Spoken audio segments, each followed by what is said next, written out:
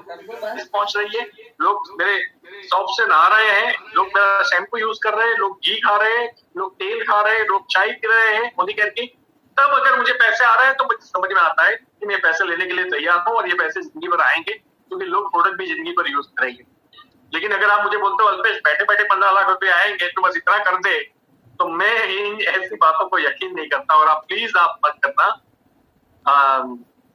ये भी मत समझिएगा कि आप नए हो, दैट्स पे मुझे कन्विंस करने के लिए आपको बुलाया गया है। मैं ये जरूर चाहता हूँ कि एक नया आदमी सही चीजों को समझ के काम स्टार्ट करे। कि आपका माइंडसेट सही नहीं है, आपका बिलीफ लेवल सही नहीं है, तो आपको बार बार थकान भी लगेगी, आपको ये काम अच्छा भी नहीं लगेगा। आपको लगेगा यार कि क्या रोज जाके डेमो का डब्बा पकड़ के निकलना और जाना, ठेला पकड़ के जाना और आना, है ना, हम अच्छे घर के लोग हैं, हम ये सब कैसे कर पाएंगे।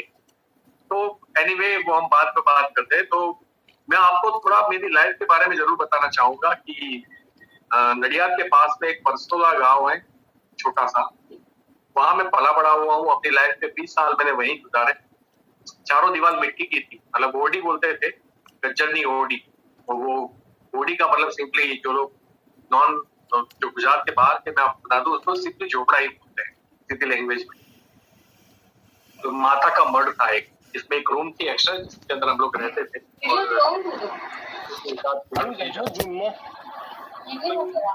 रह गया देखिए, जो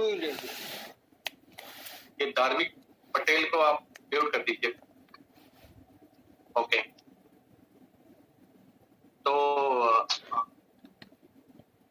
वहीं से हमारी लाइफ स्टार्ट हुई। हम 3 भाई थे, जिसमें सबसे छोटा भाई मैं हूँ। और पता नहीं, पापा बड़े एम्बिशियस थे, इंग्लिश मीडियम में रखा था, तो हमारे सपने, वैसे भी हमारे साथ में जो दोस्त पढ़ते थे वो सब पैसे वाले थे। तो मतलब मुझे जो समझ में आया ना भैया मेरी लाइफ में, इंसान की एमआरपी, जो हमारे समाज ने क्या डिसाइड किया है कि वो 12वीं है तो इतना, आईटीआई है तो इतना, ग्रेजुएट है तो इतना, एमबीए है तो इतना, इंजीनियर है तो इतना, चार्टर्ड अकाउंटेंट है तो इतना, है ना, सीएस है तो इतना, तो ये हमारे डॉक्टर है तो इतना, 5 लाख 10 लाख।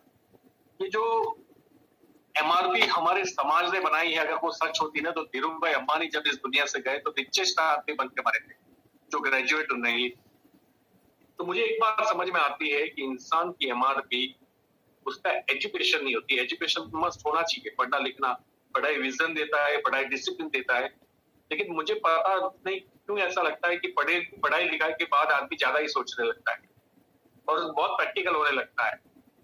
अमेरिका के अंदर जब second world war, during second world war, वहां पे एक बड़ा पाव जैसी चीज, मतलब जो बर्गर बेचने वाला एक अंकल था, जिसने अपने बच्चे को लॉरी से, मतलब एक साइड पे, जिसे हम टपरी बोलते हैं, टपरी से वो चीजें बेचता था और उसने पूरी लाइफ सर्वाइव की, जिसके अंदर उसने अपने बेटे को एमबीए पढ़ाया अमेरिका के अंदर। ये एमबीए पढ़ने के बाद जब बेटा पापा की लॉरी पे आया, तो धंधा तो उनका तो बहुत अच्छा चल रहा था, लेकिन बेटे ने बोला कि पापा मैं स्टैटिस्टिक्स और ये सारी चीजें पढ़ के आया हूँ, कॉमर्शियल चीजें पढ़ के आया हूँ, मैं मार्केटिंग में एमबीए करके आया हूँ, और मेरी आपको एडवाइस है, आपको पता है कि मार्केट में मंदी चल रही है। पापा बोले वो क्या होता है? बोले पापा बिजनेस लोगों के पायमाल हो चुके हैं, कस्टमर नहीं है, माल हो लेकिन कस्टमर नहीं है। और तो बोले पापा आप ही तो जरा संभाल के कीजिए, ऐसा ना हो कि आपका माल बिगड़ जाए, आप ज्यादा बना लो और कस्टमर ना आए। तो उसके पापा ने धीरे धीरे क्या किया, माल थोड़ा कम बनाना स्टार्ट किया। और लकीली जो है, जैसे वो सोचते थे वैसा होने भी लगा कि कम माल में उनकी खपत हो जाती थी। तो उनको अपने बेटे पे और ट्रस्ट होने लगा, मेरा बेटा सही था। और आप नहीं मानोगे, सिर्फ 6 महीने के अंदर उनको अपना धंधा बंद करना पड़ा, क्योंकि उनके दिमाग में था कि मंदी बहुत है। अब उसी मंदी के अंदर उन्होंने 2 साल धंधा चलाया, लेकिन तब कोई बताने वाला नहीं था कि मंदी चल रही है। और जैसे उनके दिमाग में मंदी आ गई, फिर मंदी हो गई। कहते नहीं कि आप कैसे लोगों के साथ उठते बैठते हो, कैसी बातें सुनते हो पूरे ड्यूरिंग द डे, आप पूरे दिन के दौरान आप कैसी बातें सुनते हो, उसके ऊपर डिपेंड करता है कि आपका लक्ष्य क्या बनता है और आपका बिलीफ लेवल क्या बनता है। तो सेम मुझे भी लगता है कि कई बार पढ़ना लिखना घातक साबित होता है। और सबसे बड़ी तब जब कोई उसको कुछ सिखाने आता है तो उसको लगता है कि मैं सब कुछ सीखा हुआ हूँ। देखो, लर्निंग जो है ना, लर्निंग एक ऐसी प्रोसेस है कि इंसान जब तक मरता नहीं ना, तब तक कंटिन्यू रहता है। तो जितने भी मैं रिस्पेक्ट करता हूँ पढ़े लिखे लोगों की, मुझे दुख है मैं ग्रेजुएट नहीं हूँ, मेरे 12th में चार्ट रहा है और मैंने एक वादा जरूर किया है कि मरने से पहले ग्रेजुएट बन के ही मरूंगा।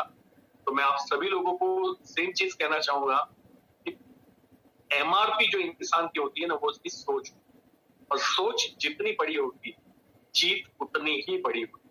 सोच के साथ अगर आप समर्पण के लिए तैयार हो, देखो मौका मिल गया, हम लोग मौके ढूंढते हैं, हम एक कपड़े की दुकान डालते हैं तो 10 जगह पूछ के आते हैं कि चलेगी कि नहीं, ये एरिया में चलेगी कि नहीं, आजू बाजू में कोई है कि नहीं, कंपटीशन है कि नहीं, यहाँ का मार्केट कैसा है, यहाँ की लोकेलिटी कैसी है, उनकी बाइंग कैपेसिटी कितनी है। एक दुकान खरीदने से पहले हम कई चीजें सोचते हैं, लेकिन हम कभी ये नहीं सोचते हमारी लाइफ के अंदर कि जब मोदी के नाम आते हैं तो गांव से भी लोग सफल है, शहर से भी सफल है, देहाती आदमी भी सफल है, पढ़ा लिखा भी आदमी सफल है, अमीर भी सफल है, गरीब भी सफल है, मर्द भी सफल है, औरत भी सफल है, हिंदू भी सफल है, मुस्लिम भी सफल है।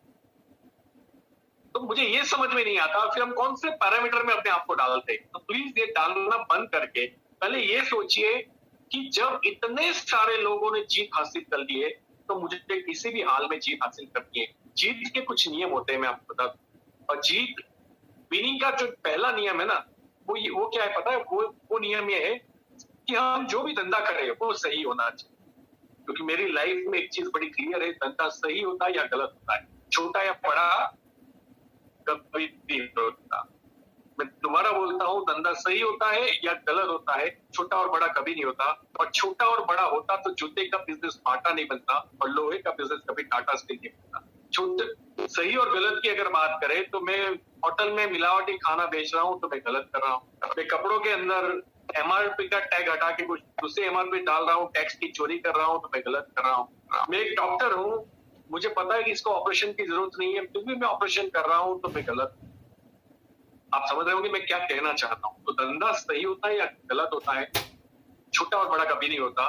तो आप सभी से रिक्वेस्ट है कि अगर मैं 12-15 लाख रुपए महीने के कमा रहा हूँ,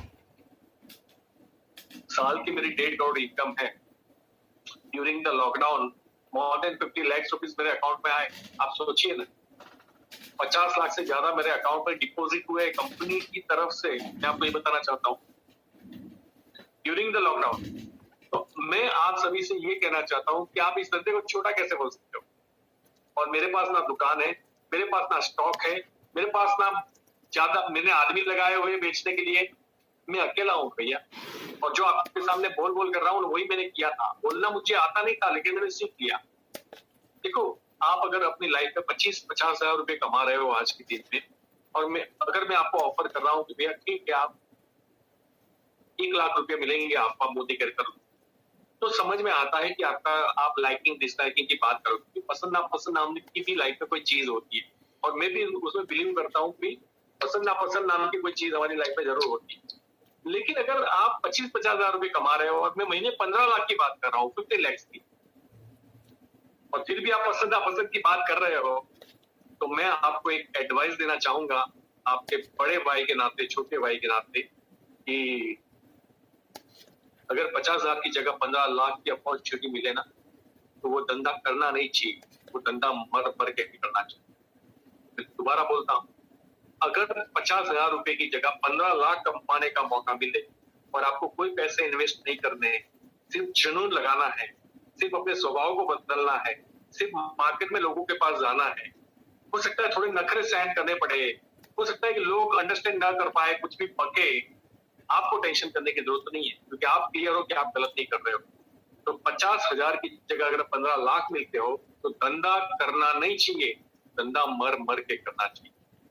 और धंधा कभी चलता नहीं है, धंधा चलाना पड़ता है, तो आपको भी चलाना पड़ेगा।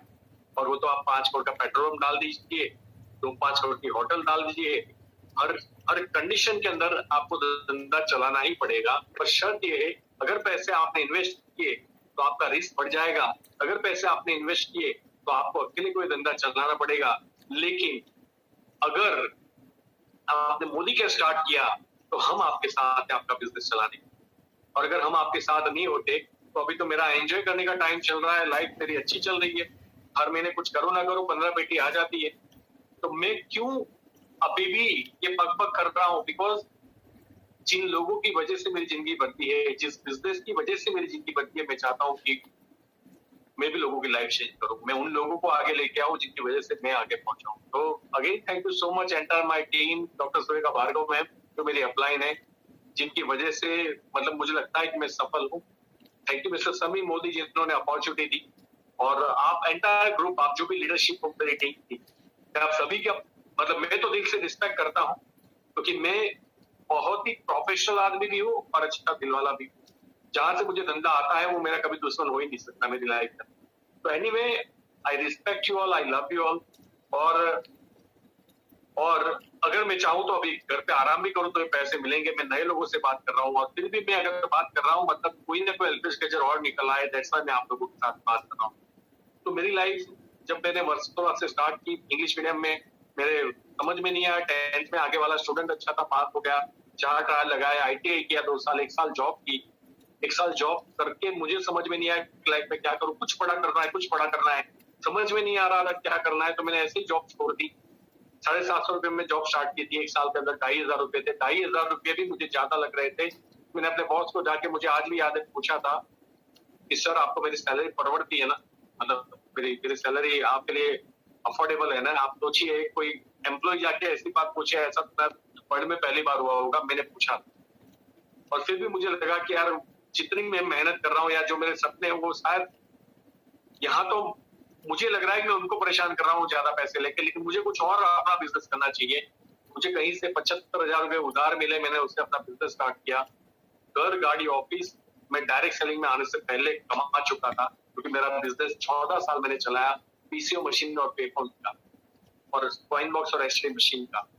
और जितने भी लोग धंधा कर रहे हैं, धंधा करना अच्छी बात है, नौकरी करना अच्छी बात है, लेकिन वॉरेन बफेट जो वर्ल्ड में सेकंड रिचेस्ट आदमी कई बार रह चुके हैं, उनका ये कहना है कि सोर्स ऑफ इनकम, इनकम का सोर्स, आपकी आमदनी जो घर में आती है ना, वो एक से ज्यादा है यार।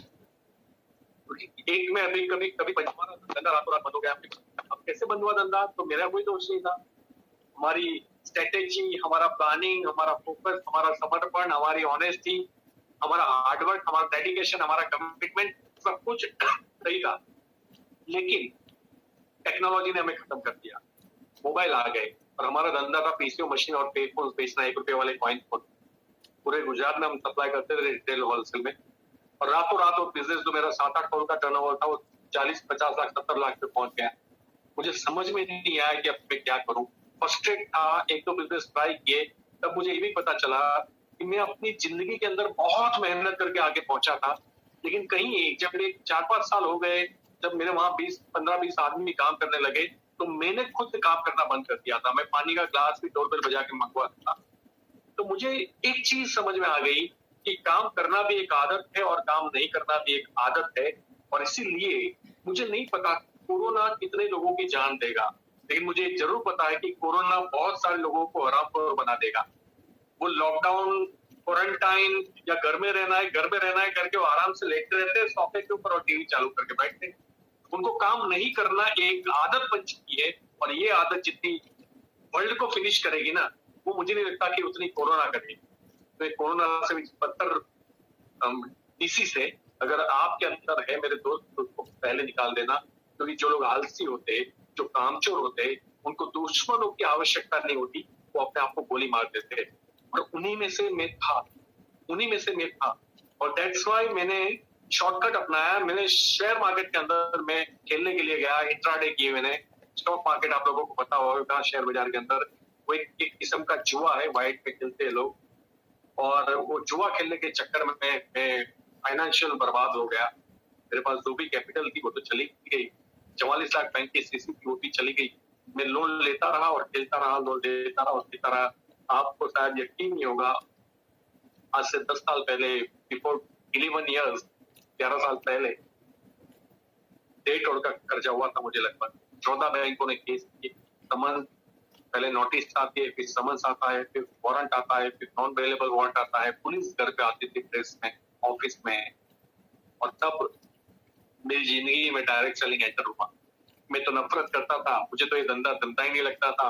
मैंने बोला ये धंधा थोड़ी है, ये तो उल्लू बनाने का धंधा है, ये तो घर घर जाके मतलब मदारी का खेल है, और ये हम नहीं कर सकते। मैं इसको बिजनेस कंसिडर ही नहीं करता हूँ। था, मुझे नहीं पता था कि इसी बिजनेस को मैं कल जाके कसम खा के बोलूंगा कि ये विश्व का सबसे बेस्ट बिजनेस है। मुझे नहीं पता था, लेकिन मेरा जो फर्स्ट एंट्रेंस था इस बिजनेस के अंदर, छोटे बच्चे को नाक दबा के जैसे था, क्योंकि मेरे पास जो है ना कोई ऑप्शन नहीं था और मरता क्या ना करता। इंश्योरेंस की मुझे करनी नहीं थी, सुसाइड मुझे इसलिए नहीं करना था, मेरा 2 साल का बेटा था, मम्मी पापा थे, वाइफ थी, तो मैंने सोचा था कि जिंदगी जंग लड़नी ही लड़नी है, बस एक भगवान एक मौका दे दे। और मेरी जिंदगी में डायरेक्ट सेलिंग आया। जो मेरी पहली कंपनी थी उसमें पहले 6-7 महीने जब मैंने काम किया ना भैया, हम जो सोच के आते हैं वैसा होता नहीं है, और जब हम सोच के आते हैं वैसा नहीं होता ना, तो हम लोग वैसे ठंडे हो जाते हैं। और इसीलिए मुझे मेरी आप सभी लोगों से रिक्वेस्ट है, पहले तो वो ध्यान रखो कि आपका कॉन्फिडेंस लेवल क्या है, दूसरा ये ध्यान रखो आप रोज काम कर रहे हो कि नहीं कर रहे हो, और तीसरा ये भी ध्यान रखो कि आप 3 साल के लिए काम स्टार्ट कर रहे हो तभी करना।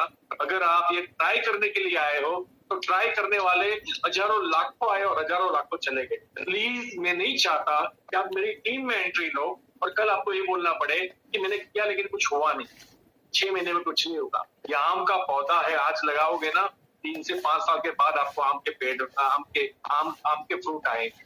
ये कोई गेहूं चावल नहीं है 3 महीने में उग जाएंगे, प्याज का पौधा नहीं है जो 15 दिन में उग जाएगा। सिंपली आपको इस बिजनेस की नस्ल समझ के आना पड़ेगा। अगर बिना समझाए ट्रायल के लिए आए, पहले 6 महीने में तो टप्पा ही नहीं जाएगा क्या हो रहा है, लोग जुड़ नहीं रहे, आ नहीं रहे। आपको तो वो भी नहीं पता होगा कैसे लोगों से अपॉइंटमेंट लेनी और क्या प्रेजेंट करना है, फिट हो जाओगे। तो मेरे पहले 6-7 महीने बड़े खतरनाक थे, मेरे पास पैसे नहीं थे डेवलपमेंट के लिए, मैंने एक करके सोना बेचा था। मुझे ये भी याद है मेरे दोस्त, बिजनेस को डेवलप करने के लिए, घर को चलाने के लिए मैंने मंगलसूत्र बेचा था वही था। और उसका एक ही रीजन था, मेरा कॉन्फिडेंस बड़ा क्लियर था कि मैं जिस धंधे में आया हूं ना, उस धंधे में कितना पैसा है ये पूछने की जरूरत नहीं है, हमारे निकालने की हैसियत और औकात कितनी है ये जरूर पूछा अपने आप से पूछना चाहिए। तो मतलब मुझे इस बिजनेस से अभी भी 100 करोड़ चाहिए तो 100 करोड़ दे सकता है, 10 करोड़ चाहिए तो 10 करोड़ दे सकता है, 7 तो मैंने ले लिए। और आपको अगर 2 करोड़ चाहिए तो 2 मिल सकता है, 200 करोड़ चाहिए तो 200 मिल सकता है। ये आपके ऊपर डिपेंड करता है, आपको कितने पैसे चाहिए उतने पैसे ये बिजनेस के अंदर मिलते हैं। और मेरा माइंडसेट बड़ा क्लियर था, मेरे पास कार थी लेकिन पेट्रोल के पैसे नहीं थे, तो मैं बस में जाता था, ट्रेन में जाता था, लोकल ट्रेन पकड़ता था, अहमदाबाद सूरत जहां भी जाना हो, 3 चने खा लेता था, भूख लगती थी 10-20 रुपए की। रात को 2-2 ढाई बजे जब मैं स्टेशन पे या बस स्टैंड पे उतरता था, तो आप यकीन नहीं मानोगे, मैं निजामपुरा रहता हूँ, मैं यहाँ चलते हुए आता था अपने घर। और उसका एक ही रीजन था कि मेरा मकसद बड़ा क्लियर था, इसलिए मुझे एक दिन आएगा कि मुझे महीने के 5 लाख रुपए मिलेंगे। और उस बिजनेस के अंदर ज्यादा मैंने सोचा था कि 1 साल में हो जाएगा, लेकिन 2 साल लग गए, लेकिन 2 साल के बाद मेरे महीने के 5 लाख से ऊपर थे। और यकीन मानिए 3.5 साल के अंदर लगभग मैंने 1.5 करोड़ रुपए उस बिजनेस में कमाए। उसके प्रोडक्ट वर्थ नहीं थे, प्रोडक्ट में लग रहा था कि शायद मुझे गिल्ट फील हो रही थी। मैं बोल रहा हूँ ना आपको, धंधा सही या गलत होता है, अच्छा है बुरा कभी नहीं होता। तो नहीं, छोटा या बड़ा कभी नहीं होता, अच्छा या बुरा होता है, या सही और गलत होता है, छोटा और बड़ा कभी नहीं होता था। तो वो धंधा भी छोटा नहीं था, लेकिन प्रॉब्लम ये थी कि मुझे अच्छी फीलिंग नहीं आ रही थी। जब मैं लोगों को प्रोडक्ट देता था, मुझे लगता था मैं रात दिन मोटिवेशन दूंगा लोगों को, तब जाके मुझे पैसे मिलेंगे। तो मैं रात दिन मोटिवेट करके लोगों से पैसे लेना नहीं चाहता। 6-7 हजार रुपए की प्रोडक्ट थी। फिर हमने ट्रेडिशनल बिजनेस स्टार्ट किया, मैंने उस पर रिजाइन किया, मतलब उस कंपनी को कुछ इश्यूज भी आए वहां पे। आज वो कंपनी चल रही है, उसका भी एक अच्छा नाम है, लेकिन मुझे इससे कोई फर्क नहीं पड़ता, क्योंकि यहाँ के 15 लाख और वहां 1.5 करोड़ भी मिलते हैं, तो मैं यहाँ वाले 15 लाख ज्यादा चूज करता, क्योंकि मुझे वो 1.5 करोड़ नहीं चाहिए जो कहीं ना कहीं लोगों को तकलीफ पहुंचा के आते हो। मुझे पता हो कि मैंने आपके साथ कुछ तो गड़बड़ी की, दैट्स व्हाई मैं पैसे कमा रहा हूँ, मुझे वो पैसे नहीं चाहिए। और फिर मैंने ट्रेडिशनल बिजनेस के अंदर मुझे लगा कि यहाँ तो पैसे डालने के बाद भी इश्यू, माल है तो कस्टमर नहीं है, कस्टमर है तो माल नहीं है। टेक्सटाइल डिपार्टमेंट ने रेड मारी, कस्टम वालों ने माल रोक दिया, फिर आदमी अच्छे मिलना नहीं मिला, फिर आफ्टर सर्विस का प्रॉब्लम। और फिर जो जो डाई मैंने हिट कर दी वो चाइना वाले बोलते हैं हमने बनाने मत कर दिया। आज से 2012-13 की बात कर रहा हूँ मैं आपसे। मेरी ऑफिस आज भी बड़ौदा में है, जहां से मैंने वो बिजनेस छोटा मोटा स्टार्ट किया था। और फिर मैंने फिर स्टार्ट किया मैंने डायरेक्ट सेलिंग। मैं ढूंढने के लिए निकला, मुझे नहीं पता कि आप मोदी घर पे कैसे आए, लेकिन मैं चेन्नई गया, बैंगलोर गया, बॉम्बे गया, दिल्ली गया, जितनी भी भारत देश में अच्छी कंपनियां हैं, उन सारी कंपनियों के प्रोडक्ट देखे, प्लान देखे, उनकी कंपनी के मालिक देखे, उनके इंटेंस देखा, उनका बैकग्राउंड देखा, उनकी हिस्ट्री देखी और उसके बाद मैंने मोदी केयर को चूज किया। तो आप मुझे ये नहीं बोल सकते कि भैया मैं गलती से आ गया था। ना ना ना, मैं दिल्ली जाके ज्वाइन हुआ था, मैं आपको बता दूं। उसके बाद सुरेखा मैम यहाँ पे आए। तो 21 अगस्त 2013 21 अगस्त 2013 मेरी ज्वाइनिंग डेट है और उसके बाद की हिस्ट्री आपके पास है। मुझे मोदी केयर में ज्यादा तकलीफ नहीं पड़ी। मेरे जो पुराने लीडरशिप थी उन्होंने मेरे ऊपर किया। हम लोगों ने साथ मिलकर डिसीजन लिया, हमने मोदी केयर स्टार्ट किया और फिर मुझे मोदी केयर में कभी बुरे दिन देखने नहीं पड़े। हाँ, एक बार दो बार बड़ी बड़ी टीम मेरी कभी टूटी, लेकिन उससे क्या फर्क पड़ता है? टीम बनना टूटना it's a part of business. अगर आप 1000 ट्रकों के मालिक हो और आप चाहते हो मेरी ट्रक कभी रोड पे टूटनी नहीं चाहिए, तो फिर आपको ट्रांसपोर्टेशन का बिजनेस छोड़ देना चाहिए। अगर आप गुजरात में या अपने घर में रहना चाहते हो, आप जीबी वालों को बोले कि लाइट नहीं जानी चाहिए, नहीं तो गवर्नमेंट सस्पेंड कर दूंगा, तो पॉसिबल नहीं। हमारे वहाँ पुलिस डिपार्टमेंट इसलिए होता है कि कोई चोरी ना हो, डकैती ना हो, है ना, मतलब बाकी के सारे जो गंदे काम होते हैं वो ना हो। दैट्स व्हाई पुलिस को रखा जाता है, लेकिन सारे काम होते हैं उसके बावजूद। तो कितनी भी केयर कीजिए अपनी लाइफ के अंदर, ट्रबल तो रहेगी, लेकिन ट्रबल के बाद आपको क्या मिल रहा है ना, वो जरूर मिलता है। और इसीलिए जब मुझे कोई बोलता है कि आप हमें पॉजिटिव मत कीजिए क्योंकि आपको मिल रहा है, भैया हमें मिल इसलिए रहा है क्योंकि हमने मिलने के ऊपर ही बात की थी, हमने खोने के ऊपर बात ही नहीं। आएंगे, टूटेंगे, जाएंगे, प्रोडक्ट आया नहीं आया, टूटा हुआ है, बदल दिया नहीं बदला, अपलाइन ने फोन उठाया नहीं उठाया, डाउनलाइन ने अच्छे से बात नहीं की, है ना, कंपनी मैनेजमेंट ने मुझे रिस्पॉन्ड दिया नहीं दिया, ऐसा कभी मेरी लाइफ के अंदर नहीं हुआ कि मैंने मुझे इन सब चीजों ने कभी नेगेटिव किया। मैं बड़ा फर्म था। सुरेखा भार्गव मैम को तब 52 लाख 50 लाख का चेक आ रहा था, क्या 50 लाख रुपीज वो महिला कमा रही है, अल्पेश गज्जर, तू नहीं कमा सकता? तो मेरा फोकस वही था। और मैं आप सभी को बोलता हूँ, अपने लक्ष्य के ऊपर अपनी आंखें रखना, नहीं तो लोग आपको डिस्ट्रैक्ट करने वाले बहुत आएंगे। मैं तो प्रैक्टिकल बात कर रहा हूँ, ऐसा होना चाहिए, मैं तो प्रैक्टिकल बात कर रहा हूँ, ये गलत है। कई बार सच बात होती है, गलत गलत होता है, लेकिन आप अपना फोकस छोड़ दो, आप अपनी ताकत को आधी कर दो, आप अपना दिमाग खराब कर दो, आप नेगेटिव हो जाओ। अरे जिस कंपनी के साथ हो आप उसके बारे में बुरा सोच कैसे सकते हो? और बुरा सोचने के बाद भी अगर आपको 2-5 लाख आ गए ना, ऐसा तो कभी होगा नहीं और ऐसा परम पिता परमेश्वर कभी होने भी नहीं।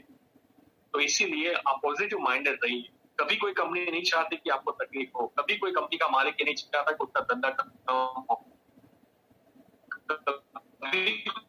कंपनी का मैनेजमेंट ये नहीं चाहता कि उसके खरीदने वाले लोग कम हो जाए, लोग धंधा बंद कर दे। कई बार उनको भी बड़े बड़े डिसीजन लेने होते हैं, कई बार वो भी गलत साबित होते हैं, कई बार वो भी गलती कर सकते हैं, वो भी इंसान है भैया, हर जगह ह्यूमन है। क्या आप गलती नहीं करते? अगर मैं अपनी टीम के अंदर गलती नहीं करता, मेरी गलती की वजह से कभी कोई छोड़ के नहीं गया होगा? डेफिनेटली गया होगा। तो क्या कंपनी मुझे फाइल करती है, केस फाइल करती है? नहीं, क्योंकि मैं भुगतता हूँ। कंपनी गलती करती है तो कंपनी भी उसका भुगतती है, सीधी सी बात है, उसका टर्नओवर। तो आप पॉजिटिव माइंडेड रहिए और बेसिक्स के ऊपर काम कीजिए। तो ये मेरी कहानी थी मेरी लाइफ के अंदर। 2-4 चीजें मैं आपको रिपीट कर दूं कि काम करना एक आदत है, काम नहीं करना भी एक आदत है। जिंदगी में सोर्स ऑफ इनकम एक से ज्यादा होने चाहिए। मैं जब जॉब कर रहा था तब भी मैं रिस्पॉन्सिबिलिटी उठा के चलता था। अपने छोटे से छोटे आदमी ऑफिस में से लेके बॉस तक के जितने भी काम थे वो मेरे कंधों पे था। मैं आपको बता दूं, मेरा कभी आना और जाने का टाइम डिसाइडेड नहीं था। ऐसा नहीं था कि 6 बजे लोग निकल गए तो मैं भी छोड़ दूं। मैं 11 12 बजे तक मेरी ऑफिस में नडियाद में काम करता था जब मैं नौकरी करता था। और मैं रात को, जबकि बसेस नहीं थी, ट्रकों को हाथ करके ट्रक में लिफ्ट लेनी पड़ती थी और मैं वर्सोला जाता था। मैंने रिस्पॉन्सिबिलिटी ली है और रिस्पॉन्सिबिलिटी लेने की चीज देने की चीज नहीं है, ये मेरी लाइफ में सीखा। और दैट्स व्हाई अपलाइन होना या नहीं होना उन लोगों को ज्यादा फर्क नहीं पड़ता जो रिस्पॉन्सिबिलिटी टेकिंग एबिलिटी रखते हैं कि नहीं नहीं सर आप मुझे फॉर्म भर के मत दो, मुझे फॉर्म भरना सिखाओ। नहीं नहीं सर आप डेमोस्ट्रेशन मत कीजिए, मुझे डेमो देना सिखाओ। नहीं नहीं सर आप लीडरशिप मत कीजिए, मुझे लीडरशिप देना। नहीं नहीं आप स्टेज के ऊपर से ट्रेनिंग मत दीजिए, मुझे ट्रेनिंग देना सिखाओ, मुझे मौका दो। और ये जो रिस्पॉन्सिबिलिटी लेते हैं ना, वो जीतते हैं। तो काम करने की आदत आप डाल देना, रिस्पॉन्सिबिलिटी टेकिंग एबिलिटी अपने अंदर डेवलप कर लेना, ये बहुत इंपॉर्टेंट है। सोर्स ऑफ इनकम, भगवान करे आपके और भी धंधे बहुत अच्छे चलते हो, आपकी नौकरी अच्छी हो, लेकिन एक सोर्स और डाल दीजिए। और मोदी केयर से अच्छा सोर्स नहीं हो सकता, और ये तभी हो पाएगा जब आप कमिटेड। उसके बाद में चढ़ाव उतार है ना, आना जाना, ये तो लाइफ के अंदर स्टॉर्म्स तो चलते रहेंगे, तूफान तो लाइफ के अंदर चलते रहेंगे, लेकिन हर तूफान के अंदर से आपका हैशटैग निकाल सकते हो। आप डिस्ट्रॉय हो जाते हो, आप टूट जाते हो, या आप रिकॉर्ड तोड़ देते हो, या आपके ऊपर डिपेंड करता है। तो मैं टूटा नहीं, हमने रिकॉर्ड तोड़े। हम टूटे नहीं, तोड़े इसलिए तोड़े क्योंकि हम उस वक्त भी अपने आप को झुके हुए रखे थे, और हमने कभी उम्मीद नहीं खोई, हमने होप नहीं खोई, हमने बिलीफ लेवल को नहीं तोड़ा। तो हार्डवर्क, कमिटमेंट तो साथ साथ में बिलीफ लेवल भी कंटिन्यू रहा। दैट्स व्हाई मैं यहाँ पे। फिर कंपनी, तो यू ऑल आर लकी ना। आप सोचिए, जहां मैं पहली कंपनी में था, शायद वही मोदी केयर होती, तो आज मेरी लाइफ कहाँ हो गया, शायद मैं 50 लाख रुपए यहाँ ले रहा होता। मैंने 3.5-4 साल पहले वेस्ट किए, भले पैसे कमाए, लेकिन वेस्ट इसलिए कि जहां मैंने एक टीम बनाई, जहां मैंने कंस्ट्रक्शन किया, तो उसको तोड़ के मुझे नया कंस्ट्रक्शन करना पड़े, तो मुझे कितना बुरा लगा होगा। हम डायरेक्ट सेलिंग में इसलिए नहीं आए, मैं आया था कर्जा उतारने के लिए, लेकिन आज अगर मैं डायरेक्ट सेलिंग में हूँ तो एक ही रीजन है कि मैं काम करूँ या ना करूँ, मेरी जिंदगी में बहुत सारे पैसे आने चाहिए, ऐसे इनकम। और ऐसे मेरी लाइफ में 4 बार हुआ। 2017 के अंदर 15 जून को मेरी वाइफ का फ्रैक्चर का ऑपरेशन था, 15 जुलाई मेरा पाइल्स का ऑपरेशन। हमने 2 महीने काम नहीं किया, दोनों महीने 10-10 लाख रुपए 2017 में आए। उसके बाद में आपको बताया, यहाँ पानी भर गया था लास्ट ईयर, तो पानी भरा हुआ था तब भी आए थे। 2019 में जब मेरे पापा एक्सपायर हो गए फरवरी के अंदर, जब हम सिंगापुर मलेशिया से आए थे, 20 तारीख को हम आए, 21 तारीख को पापा एक्सपायर हो गए। यानी हमने उस महीना बिल्कुल काम नहीं किया। वैसे भी 28 दिन का महीना होता है। 13 लाख रुपए मेरे अकाउंट में आए। ऐसा आप मुझे बताइए, आप जो अपनी जिंदगी में जो चीजें कर रहे हो, पैसा डाल के या जॉब करके या बिना पैसे डाले, जो भी आप कर रहे हो, क्या ये पॉसिबल है इतनी बड़ी रकम काम नहीं करने के बावजूद भी कंटिन्यू होना? और चौथा एग्जाम्पल, लॉकडाउन के अंदर आप देख लीजिएगा, मेरा चेक 13.5, 12.5, 13.5, 11.10। तो ये मेरा, मुझे खुद को अजीब लग रहा है कि यार, जब दुकानें बंद थी, लोग घर में बैठे थे, तब भी हमारा 6-6 करोड़ रुपए का धंधा हुआ। ये कैसे पॉसिबल हुआ? इसलिए पॉसिबल हुआ क्योंकि हमने सही धंधा चुना था। और मेरे दोस्त जितने भी लोग नए आप आए हो ना, मैं दिल से बता रहा हूँ, इस धंधे को कुछ भी हो जाए छोड़ना मत। अगर आपने इसको पकड़ के रखा हो, पकड़ के घर में भी मत बैठना, आप कुछ काम करो। अगर आप कमिटमेंट के साथ रोज काम करते हो और फोकस रहते हो मोदी केयर के प्रति, 3 साल के बाद मेरी ये बातें आप याद करोगे। अगर उस दिन आपने ये अटेंड नहीं किया होता, तो आपके अंदर ये बड़ा निर्णय कभी दिया। और आप कहाँ हो, कितने कमा रहे हो, अगर आप स्मार्ट हो, आप कॉर्पोरेट के आदमी हो, दैट्स गुड, अच्छी बात है। आप ज्यादा अच्छे से कर पाओगे, आप ज्यादा जल्दी कर पाओगे, लोगों से ज्यादा बड़ा भी कर पाओगे। आप नॉर्मल आदमी हो तो नॉर्मल लोग भी पैसे कमाते हैं, और मेरे बाद भी काफी लोगों का सेशन होगा, आप जरूर देखिएगा और सुनिएगा उन लोगों को। तो इसे अब करना क्या है आपको? जो भी नए लोग हैं, पहले तो ये डिसाइड करें कि मैं केजी नर्सरी का स्टूडेंट हूँ। हाँ, हो सकता है आप अपने बिजनेस में मास्टर हो सकता है कि आप बड़ी फैक्ट्री चला रहे हो, बड़ी प्रेस चला रहे हो, या हो सकता है बड़ी होटल चला रहे हो सकता है कि आप बड़े फार्मर हो, आपके पास 100 बीघा जमीन है, हो सकता है कि आप एक कॉर्पोरेट के अंदर चीफ सीईओ हो। लेकिन आप ये याद रखिएगा, जब धंधा बदलता है, लाइन बदलती है, तो आपको स्टार्टिंग एक से, यानी मुझे खाना बनाना नहीं आता, तो मुझे कुक के पास खड़ा रहना पड़ेगा, वो ऑब्जर्व करना पड़ेगा, उसको हेल्प करनी पड़ेगी, तब जाके मैं दाल चावल भी नहीं बना पाऊंगा जब तक मैं सीखूंगा। अल्पेश गज्जर जो भी मास्टर है, वो डायरेक्ट सेलिंग में, मोदी केयर में, वो दाल चावल में नहीं है। अगर मुझे दाल चावल सीखना है तो मुझे वो चीज सीखनी पड़ेगी। तो सेम मैं आप सभी लोगों को रिक्वेस्ट करता हूँ, सीखने की चाहत के साथ आना, और सबसे पहले अपना लक्ष्य क्लियर कर लेना, मैं मोदी केयर में क्यों।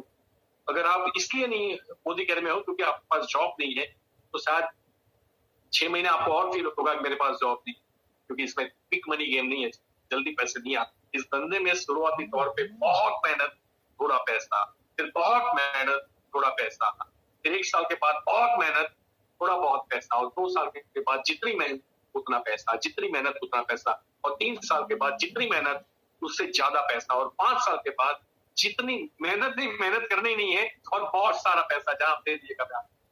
और अगर आप ये चाहते हो कि आपकी लाइफ के अंदर ये चीजें हो, तो फिर आपको पहले अपना लक्ष्य डिसाइड करना पड़ेगा। मैं अपने घर बनाना है, मुझे पैसे इनकम चाहिए, मुझे 1 करोड़ रुपया फिक्स डिपॉजिट चाहिए, 5 करोड़ रुपया चाहिए, फार्म हाउस चाहिए, अपने बच्चे को मुझे अमेरिका भेजना है पढ़ाई के लिए, अपना रिटायरमेंट का प्लानिंग करना है, मुझे जिंदगी भर 60 साल तक मैं कमिटेड नहीं हूँ नौकरी करने के लिए, दैट्स व्हाई मैं कर रहा हूँ। आप सोच लीजिए कि आप मोदी कैबिनेट क्यों हो, तो कल जब आप डेमो किट लेके निकलोगे, लोग हंसेंगे, तो आपको पता होना चाहिए कि भैया तुझे शैम्पू साबुन पाउडर दिख रहा है, तुझे मैं 500 रुपए का माल बिका वो दिख रहा है, लेकिन मुझे कल की डेट के अंदर मेरी मर्सिडीज बेंज दिख रही है। वो अगर आपको दिखे ना, तो आपका लक्ष्य सही। तो पहला अपना माइंडसेट कर लीजिए कि मैं मोदी घर में क्यों। दूसरा, आप मोदी करके सारे प्रोडक्ट कल ही ऑर्डर मार दीजिए, और सारे प्रोडक्ट जितने अपने घर पे यूज करते हो वो यूज कर लीजिए, क्योंकि जब तक आप खुद प्रोडक्ट को यूज नहीं करते, आपको उसको बेचने का अधिकार नहीं है। आप इसलिए ज्वाइन मत होना कि मुझे पैसे कमाने हैं, आप इसलिए ज्वाइन हो कि पैसे तो कमाने हैं, लेकिन मैंने खुद प्रोडक्ट यूज करके देखे और प्रोडक्ट में दम है, दैट्स व्हाई मैं मोदी कर रहा हूँ। मुझे ज्यादा अच्छा लगेगा इसमें। जब आप प्रोडक्ट यूज करते हो, उसके बाद में आप थोड़ा शोकेस बना दीजिए, 10-15 हजार 10% फास्ट कार्ड बोलते होते, वो आपकी अपलाइन आपको डिटेल में समझा देगी। आपके घर में एक अच्छा सा शोकेस होना चाहिए जिसके अंदर आपने प्रोडक्ट रखे हुए हो। तो प्रोडक्ट जब आप अंदर स्टॉक रखते हो, तो फायदा क्या होता है, 1 पेस्ट 2 पेस्ट, एक साबुन का पैकेट, तो ऐसे छोटे छोटे ऑर्डर लेके आपको जाना नहीं पड़ता। कुछ स्टॉक आपके, अरे भैया ऑटो रिक्शा ड्राइवर 2.5 लाख की ऑटो खरीदता है, पान की दुकान वाला 2 लाख रुपए इन्वेस्ट करता है, उधारी भी देता है। तो हम महीने के 15 लाख कमाने के बिजनेस पे आए हैं, महीने के 75 लाख डॉक्टर सुरेखा भार्गव मैम कमाती है, उस बिजनेस के अंदर आए हैं। तो क्या हम लोग 10-15 हजार का स्टॉक अपने घर पे नहीं रख सकते? प्लीज रखिए। अगर आप इस बिजनेस के लिए सीरियस हो, कमिटेड हो, मेरी बात पे भरोसा करते हो, तो कल ही बिल करा देना। जब ये बिल हो जाए आपका, तो घर में मस्त शोकेस बना देना। कोई भी आके पूछे कि क्या है, तो अंदर बैठा के उसको डेमोन्स्ट्रेशन दिखा।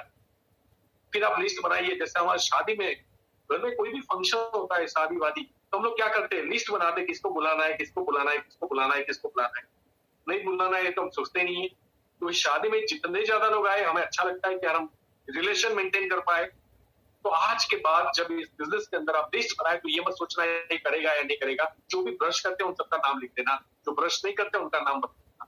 उसके बाद में आप क्या करना, फटाफट से उनको कॉल करके अपॉइंटमेंट लेना कि भैया हमारी जूम मीटिंग होती है, वहां डेमोस्ट्रेशन होता है। आप अपनी अपलाइन से सलाह लीजिए कि इस फोन के अंदर कौन सी मीटिंग में बुलाना है। आपकी अपलाइन अगर डेली मीटिंग करती है, वो डेली मीटिंग में जाइए। अगर वो 2 दिन के बाद करती है, 2 दिन में जाइए। सुरेखा मैम डायरेक्ट हम सबकी अपलाइन है, उनकी मीटिंग होती है, आप वो भी अटेंड कीजिए।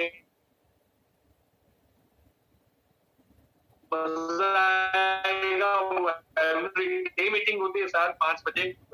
तो आप कहते मैं हूँ, अच्छे प्रोडक्ट है, तुझे जुड़ना है, मैं जुड़ा हुआ हूँ, मैं उसके नीचे, तू मेरे नीचे, ये सब डायलॉग मत करना। सिंपली ये बोलना है, मुझे आधा पौना घंटा तेरा काम है, कोई नई चीज तुझे शेयर कर रहा हूँ, मुझे एडवाइस देना कि मैं करूँ कि ना करूँ। अगर वो सीनियर है, या अगर तुझे ठीक लगती है तो ठीक है, नहीं लगती है तो ठीक है। सिर्फ उसका आधा पौना घंटा लीजिए और डेमोस्ट्रेशन कीजिए। जिन लोगों को डेमोस्ट्रेशन करने में शर्म आती है, मैं आप लोगों को बता दूं कि शर्म मत रखना। अमिताभ बच्चन को नवरत्न तेल बेचते हुए शर्म नहीं आती, मसाज करते कुली और चपरासी का सूट पहनते हुए। विराट कोहली को ओवर टैक्सी चलाने में शर्म नहीं आती। अक्षय कुमार को हार्पिक टॉयलेट में जाके बेचने के लिए शर्म नहीं आती, तो मुझे और आपको डेमोस्ट्रेशन में शर्म नहीं आनी चाहिए। और बिना डेमो किए प्रोडक्ट के अंदर रिपर्चेज किया है और डेमोस्ट्रेशन करके बेचा, वो जिंदगी भर आपके प्रोडक्ट खरीदेगा। लेकिन बिना डेमोस्ट्रेशन अगर आपने बेचा, तो मेरी गारंटी है कि शायद दोबारा वो ना खरीदे। फिर डीमार्ट या बिग बाजार के अंदर एक के ऊपर एक फ्री मिलता होगा, वो वहां पे चला जाएगा। तो प्लीज याद रखिए, सबसे पहला डेमोस्ट्रेशन दिखाइए। और जब आप उसका मूड बन जाएगी, नहीं इसमें कुछ गलत है ही नहीं। जब देखो, जब आप मेंबर की बात करोगे, कंसल्टेंट की बात करोगे, ज्वाइनिंग की बात करोगे, नेटवर्क मार्केटिंग की बात करोगे, डायरेक्ट सेलिंग की बात करोगे, एमएलएम की बात करोगे, लोगों को अच्छे एक्सपीरियंस की बजाय पूरे एक्सपीरियंस ज्यादा है। लोगों ने बहुत सारे पैसे लूज किए। और अगर आप चाहते हो कि लोग आपको ओपन माइंडेड सुने, तो प्रोडक्ट के थ्रू ही उसके माइंड में आपको घुसना पड़ेगा। फिर बताइएगा कि हमारे विजय अग्रवाल साहब जो पानी के पाउच बेचता था, छोटा सा लड़का, आज की डेट में महीने के 2-3 लाख रुपए कमा रहे।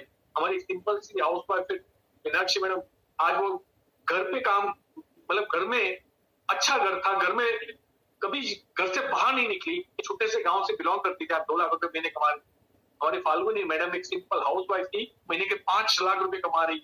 आप 50 एग्जाम्पल दे सकते हो।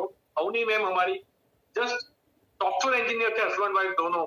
आज उनके घर में 2-3 लाख रुपए लॉकडाउन के ड्यूरिंग भी आ रहे हैं। कितनी बड़ी बात है, कितने एग्जाम्पल से आपके लिए शेयर करने के लिए। एक दूध वाली भाई है विजया लक्ष्मी, दूध बेचने वाली महिला को सुरेखा मैम ने कंसल्टेंट बनाया। उन्होंने प्रोडक्ट यूज किए, अच्छे लगे, लोगों को शेयर किया और डेमोन्स्ट्रेशन किए और शेयर किया, लोगों को बिजनेस की ताकत के बारे में एहसास दिलाया मीटिंग में ला के, और लोगों को कारवा बनता गया, जुटता गया, और आज वो दूध वाली भाई मर्सिडीज बेंज को मात्र आपके पास 5000 बोलने के लिए रीजन है भैया कि इस बिजनेस की ताकत। लेकिन पहले मत बोलना, प्रोडक्ट बताने के बाद में बोलना तो ज्यादा अच्छा है, उसके दिमाग में जाएगा ये प्रोडक्ट के थ्रू तो धंधा हो सकता है।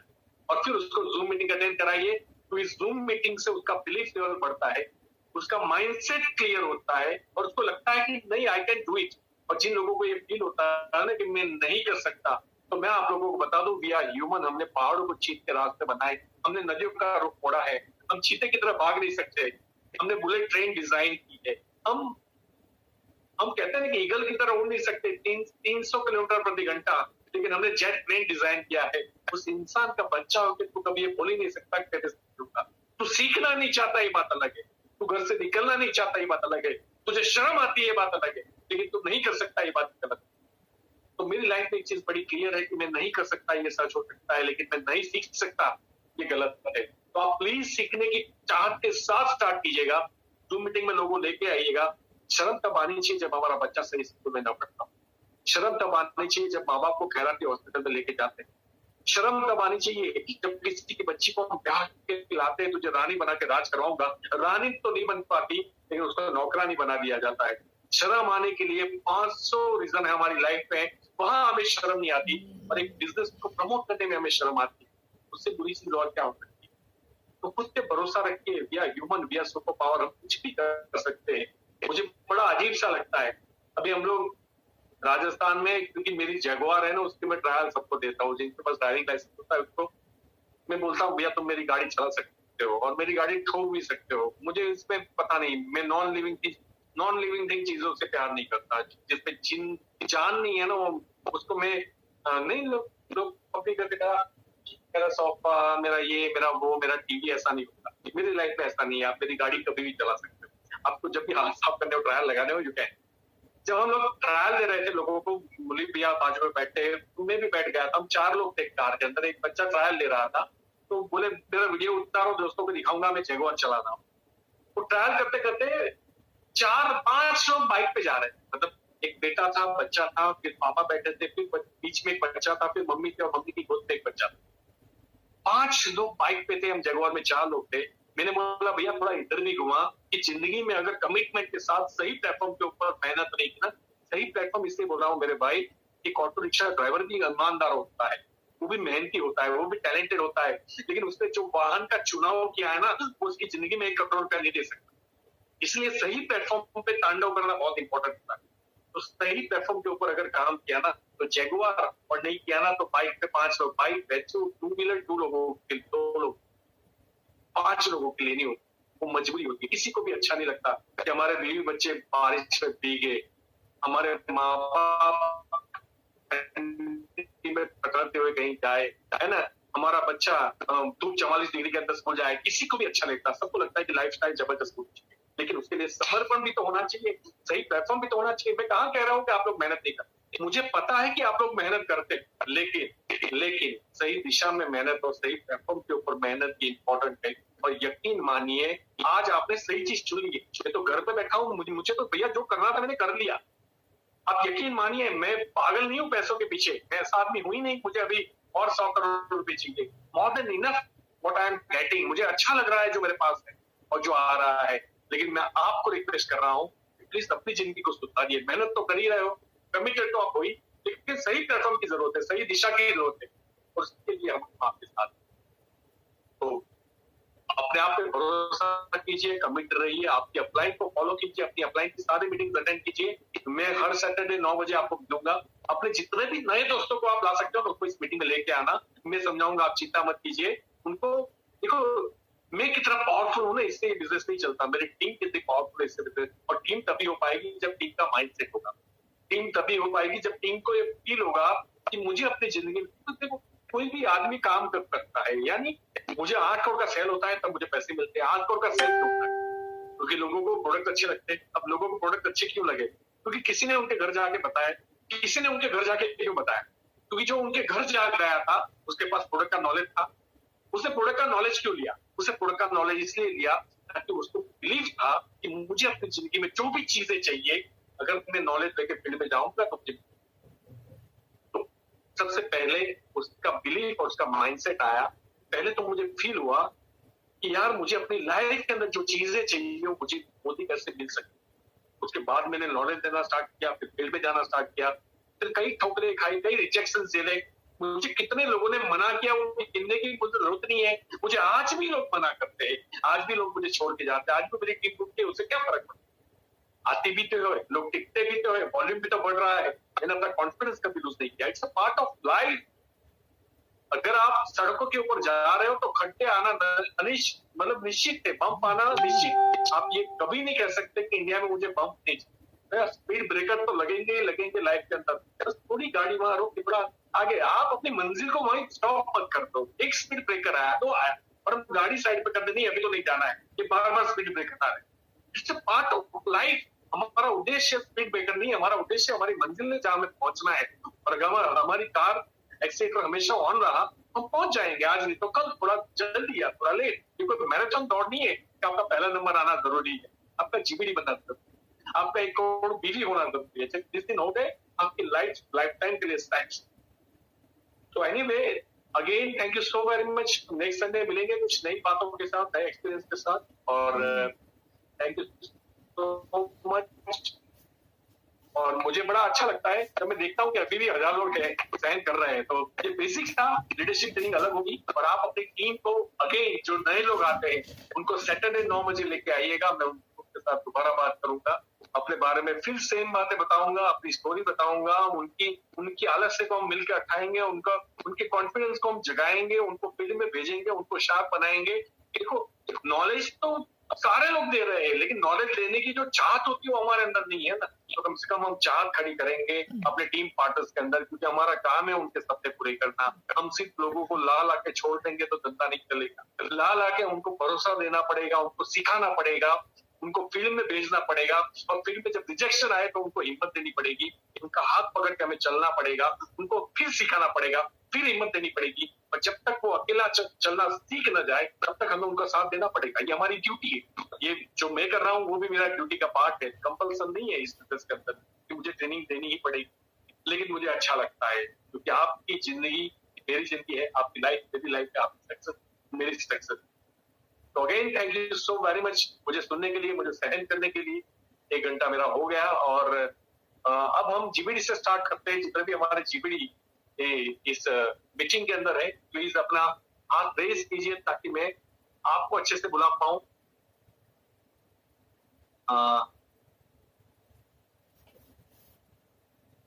रुचि डॉक्टर मैम आ गए हैं, सुनील लामोरे साहब आ गए। लामोरे साहब को खोल दो, फिर रुचि मैडम को खोलो भैया। वो होस्ट नहीं है लामोरिया साहब, दोनों को होस्ट बना दीजिए, कोई बात नहीं। एंड देखो सुनील लामोरिया साहब के बारे में बताना चाहूंगा, ये जगुआर कार ओनर है, जगुआर अच्छी है। उन्होंने घर भी खरीदा है मोदी घर से, जगुआर भी खरीदी। उन्होंने अपनी जिंदगी में कई साल कॉर्पोरेट में जॉब की, एक्सिस से आईसीआईसीआई बैंक में थे जहां तक मुझे पता है। पुरानी जो हमारी कंपनी थी जिसमें हम लोग क्रॉस लाइन थे वो मेरी टीम में नहीं थे। और मेरा लक्ष्य है कि इतना बड़ा और इतना अच्छा लीडर मेरे पास सामने से आता कि सर हम मिल के करते हैं। और हम साथ में हमने स्टार्ट किया था काम। इनिशियल स्टेज में हम लोगों ने फील्ड वर्क भी बहुत साथ में किया, हम नंदुरबार भी साथ में जाते थे। उनकी एक अच्छी बात बताता हूँ कि इवन उन्होंने नंदुरबार में अपनी टीम बनाने के लिए पता है क्या किया था, एक छोटा सा रूम किराया पे दिया था। और मुझे वो भी याद है, मुझे कहने में शर्म नहीं आएगी, वो रूम का किराया देने के पैसे भी उनके पास नहीं होते थे। 2-3 हजार किराया होता था सबकी। ये जीबीडी की बात कर रहा हूँ, ये जगुआर के मालिक की बात कर रहा हूँ। लेकिन उस आदमी ने अपना फोकस नहीं हटाया, उस आदमी ने अपना विश्वास नहीं खोया। और मैं तो उनकी, हमारी जो नीरू मैम है, नीरू मैम जो उनके घर मिसिस लामोरिया है, मैं आपको बता दूं उनको भी बिल्कुल हार्टली थैंक्स बोलना चाहूंगा कि कभी कभी अगर लामोरिया साहब डगे भी होंगे ना एकदम से धक्का मारा कि अगर तूने मोदी केयर छोड़ा ना तो मुझे भी छोड़ देना। और ऐसी ऐसी वाइफ बड़े नसीब वालों को मिलती है। और आज उनकी लाइफ की उनकी उनकी कहानी, उनका स्ट्रगलिंग, मतलब मुझे याद है कि वो इतने डेयरिंग वाले थे कि मुझे बोलते थे गाड़ी रोको, वो पार्लर आया है, वहां जाना है। तो मैंने बोला पार्लर मतलब? वो तो मैंने बोला ब्यूटी है, महिलाओं का पार्लर है। बोले नहीं, मैं जाके आता हूँ। मैंने बोला आपकी अपॉइंटमेंट है, आप जानते हो? बोले नहीं अपॉइंटमेंट है। नहीं तो फिर कैसे जाओगे? बोले देखो तो सही, मैं जाके आता हूँ, 2 मिनट तो रुको। वो जाके आते थे, डेमोस्ट्रेशन दिखाते थे और वहां क्लोजिंग लेके आते थे। आज भी उनकी टीमें वो वहां पे चल रही है, जो उन्होंने ब्लाइंडली किया था। तो वो डेयरिंग, वो कमिटमेंट, वो हार्ड वर्क मैंने उनका देखा हुआ है। सेम हम, आप please, most welcome Sunil Lamboya sir. हाँ चलेगी। मैं उनको अच्छा अनम्यूट नहीं किया, अनम्यूट। Yes लांबोया sir. कि आज जो ऐसी हमें थी कि गुजरात में ऐसी अपॉर्चुनिटी थी, जब आपने स्टार्ट किया तो हमें पता लगा कि क्योंकि तो मिलने की लायक बेहतर प्लेटफॉर्म, दिल से सपोर्ट भी किया। जब भी कोई करता है उस समय एक अच्छा सपोर्ट हो जाए तो फिर गाड़ी टेक ऑफ है। तो बस आपका अच्छा सपोर्ट मिला, एक अच्छी गाइडलाइन मिली और जहाँ पे जरूरत थी वहां पे मीटिंग्स मिलती रही। और स्टार्टिंग का पीरियड थोड़ा स्ट्रगल वाला था कि भाई जहाँ पे 60-70 हजार सैलरी आपकी थी, गाड़ी का ईएमआई भी रहता था, तो सब अगर हमारे मैडम भी उस टाइम पे सपोर्ट नहीं करता तो शायद टिकना मुश्किल था, क्योंकि सब कुछ अपने को ही करना था। मदर फादर का भी कोई सपोर्ट नहीं था, मतलब अदर कोई इनकम भी नहीं थी मोदी के अलावा। जब हमने स्टार्टअप किया तो मोदी केयर की इनकम हमारी मेन थी और लगातार वहां पे हमने काम भी किया। गांव छोटा था, राशीबाग शहर भी छोटा था, तो लेफ्ट राइट देखा तो एक तरफ बड़ौदा एक तरफ महाराष्ट्र, तो बोला चलो महाराष्ट्र से शुरुआत करते हैं। तो वहां से एक अच्छी टीम भी बनी, काम करते गए। फिर लगा कि रोज अप डाउन करना मुश्किल है, तो 150 किलोमीटर रोज आना जाना भी पॉसिबल नहीं था। एक अच्छे व्यक्ति मिल गए थे जो आज अच्छे फ्रेंड भी बन चुके हैं। उन्हें तो मैं तो बोलूँ सर, उनको पैसे को भी जरूरत नहीं थी। उनका जब साथ मिला हमें तो मुझे नहीं लगता कि उनको पैसा कमाने के लिए वो मोदी केयर करते थे। उनका भी एक अच्छा पैसा नहीं था, आज भी वो कर रहे हैं।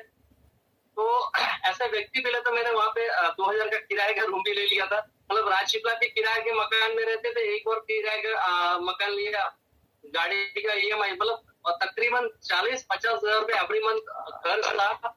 और इतना पे आउट नहीं बनता था जब हमने स्टार्ट किया था। जब कोई भी नया बंदा स्टार्ट करता तो शायद पहले महीने 1000 रुपया, 2000 रुपया, 5000 रुपया ही आता है। तो ऐसा हमने स्ट्रगल किया 6 महीना, साल भर। फिर उसके बाद कभी भी पीछे मुड़ के देखने की जरूरत नहीं पड़ी। जो भी सपने थे हमें पता था इस धंधे से पूरे होने वाले, इसी बिजनेस के माध्यम से सपने पूरे होने वाले। बाकी जॉब पूरी जिंदगी भर जॉब करेंगे ना, तब भी मुझे नहीं लगता कि हम भी हमारे पिताजी को देखते थे, फादर का गवर्नमेंट जॉब था, रिटायरमेंट के बाद मकान बनाया, कभी वो फॉरेन जाके आए नहीं। और कभी एक अच्छी कार में वो अपनी फैमिली को, मतलब जो मेरी मम्मी है, कभी उनको एक अपनी खुद की कार में लेके घूमे नहीं होंगे, मुझे नहीं पता। तो गवर्नमेंट जॉब होने के बाद भी 40 साल मेहनत करने के बाद भी कोई ड्रीम पूरा नहीं होता है। तो हमें तो फोकस लग गया था, चस्का लग गया था। बोलते हैं ना नेटवर्क मार्केटिंग का, जिसको चस्का लग जाए एक बार आपने चख लिया है ना, तो मैं बोला इसके अलावा कोई प्लेटफॉर्म नहीं है जो आपके सपने पूरे कर सकते हैं। मेहनत तो आप 40 साल करने वाले हो, 40 साल मेहनत कर लो, कुछ हासिल नहीं होगा। मोदी केयर में से 4 साल काम कर लो, जिस उंगली पे जिस चीज पे उंगली रखोगे ना वो चीज आपकी होगी।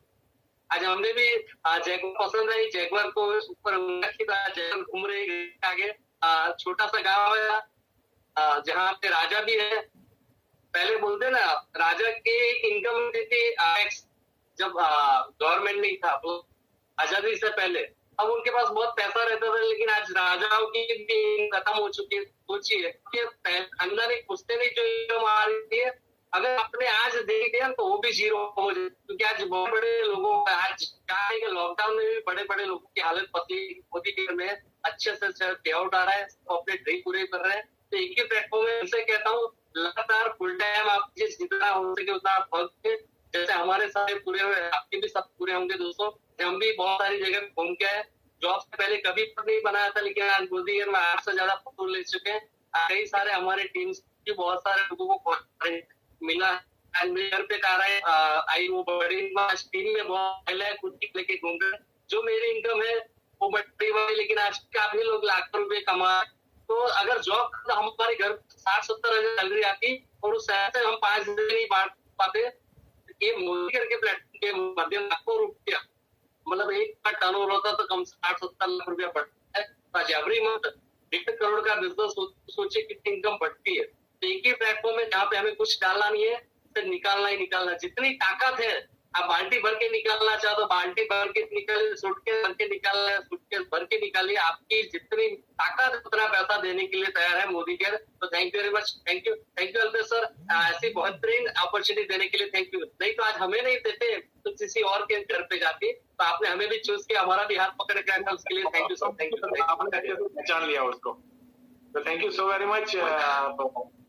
हमारे एक और लीडर है, आप लोग जरा रुकिएगा उनको सुनने के लिए, मिस्टर रवि फुटे, जिनको अभी तक मैं प्लेटफॉर्म में प्रेजेंट नहीं किया, लेकिन आज आपको मजा आएगा उनको सुनने को।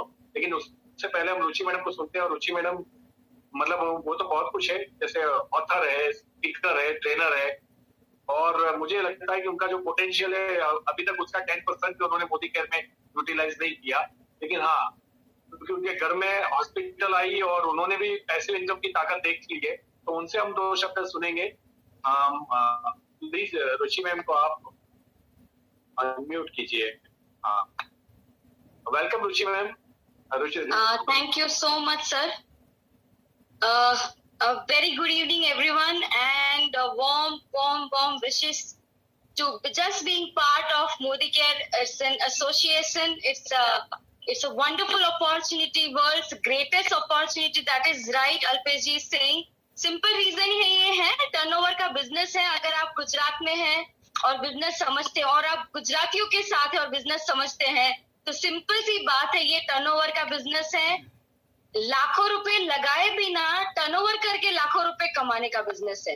दूसरी बात, जैसे अल्पेश जी ने बताया कि हम जब कुछ होता है शुरू करते हैं तो कुछ 2.5 लाख रुपए रिक्शा में लग जाते हैं। कहीं अगर आप छोटा सा ठेला खोलना चाहते हैं तभी भी 10-15 लाख रुपए लग जाते हैं। पान का गल्ला खोलने के लिए भी 20-25 लाख रुपए चाहिए आज के जमाने में।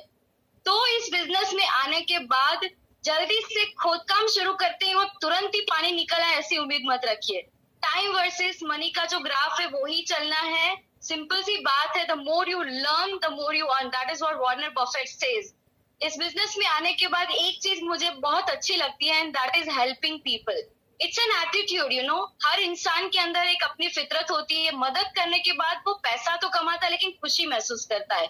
ये सुख एंड सक्सेस एंड हैप्पीनेस दोनों का कॉम्बिनेशन है। इतने सालों में कोचिंग करती रही, ट्रेनिंग करती रही, वहां पे पैसे बहुत आते थे। 1 लाख, 1.5 लाख, 2 लाख कमाना मुश्किल बात नहीं थी, लेकिन ऐसा नहीं पता चलता था कि लोगों के अंदर ट्रांसफॉर्मेशन आ रहा है या नहीं। और money, what money is, that is what money does. इसीलिए अगर कोई कहे कि नहीं पैसों के लिए मुझे कुछ नहीं करना है, या फिर मेरे लिए पैसा मायने नहीं रखता है, तो ऐसी सारी बातों पे यकीन मत कीजिए। Because when you have your money, you build your identity, and when you help someone, definitely you get satisfaction. दोनों चीजें पैरेलल इस बिजनेस में उपलब्ध है। और इस कंपनी के बारे में जो बताया आपने सुना, उससे कहीं गुना अगर आपको अपने प्रोडक्ट इस्तेमाल किए तो पता होगा। सिर्फ दुकान चेंज करने से इतनी बड़ी अपॉर्चुनिटी घर में आती है, और हम कभी कभी ना बहुत नासमझ बन के रिजेक्शन कर लेते हैं। ठीक है, रहने दो, चलता है, ऐसे तो बहुत आके गए। These are all negative thoughts, and that is where we just want to share, me, Alpesh ji, Sunil sir, कि यहाँ पर ऐसे लोगों के एक्सपीरियंस शेयर किए जा रहे हैं जहाँ लोगों ने सोचा नहीं था, अपनी सोच से कहीं गुना पाया, और वो भी कम समय में। और ये चीजें आपके साथ आने वाले समय में और तेजी से हो सकता है। शायद हमने जिस तरीके से काम किया और आप अब जिस तरीके से करने वाले हो, उसमें बहुत अंतर है। ये बहुत तेजी से आपके लिए हो सकता है, क्योंकि घर बैठे अगर कुछ लाखों करोड़ों का टर्नओवर हो सकता है तो you are becoming part of it.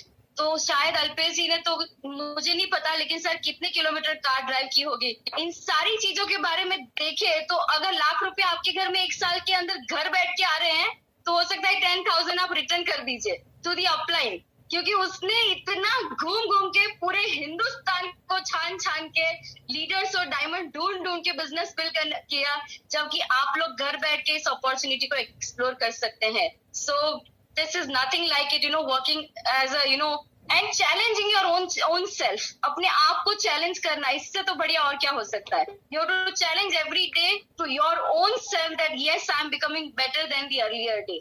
Thank you so much, Alpesh ji. Thank you. Thank you. Mr. Ravi Bhute. Yes sir. बेटा ये जो Yes, sir. हम अभी 2 साल पहले हम पहली बार इनसे मिले थे, इनका कॉल आया था कि मुझे मोदी केयर करना है।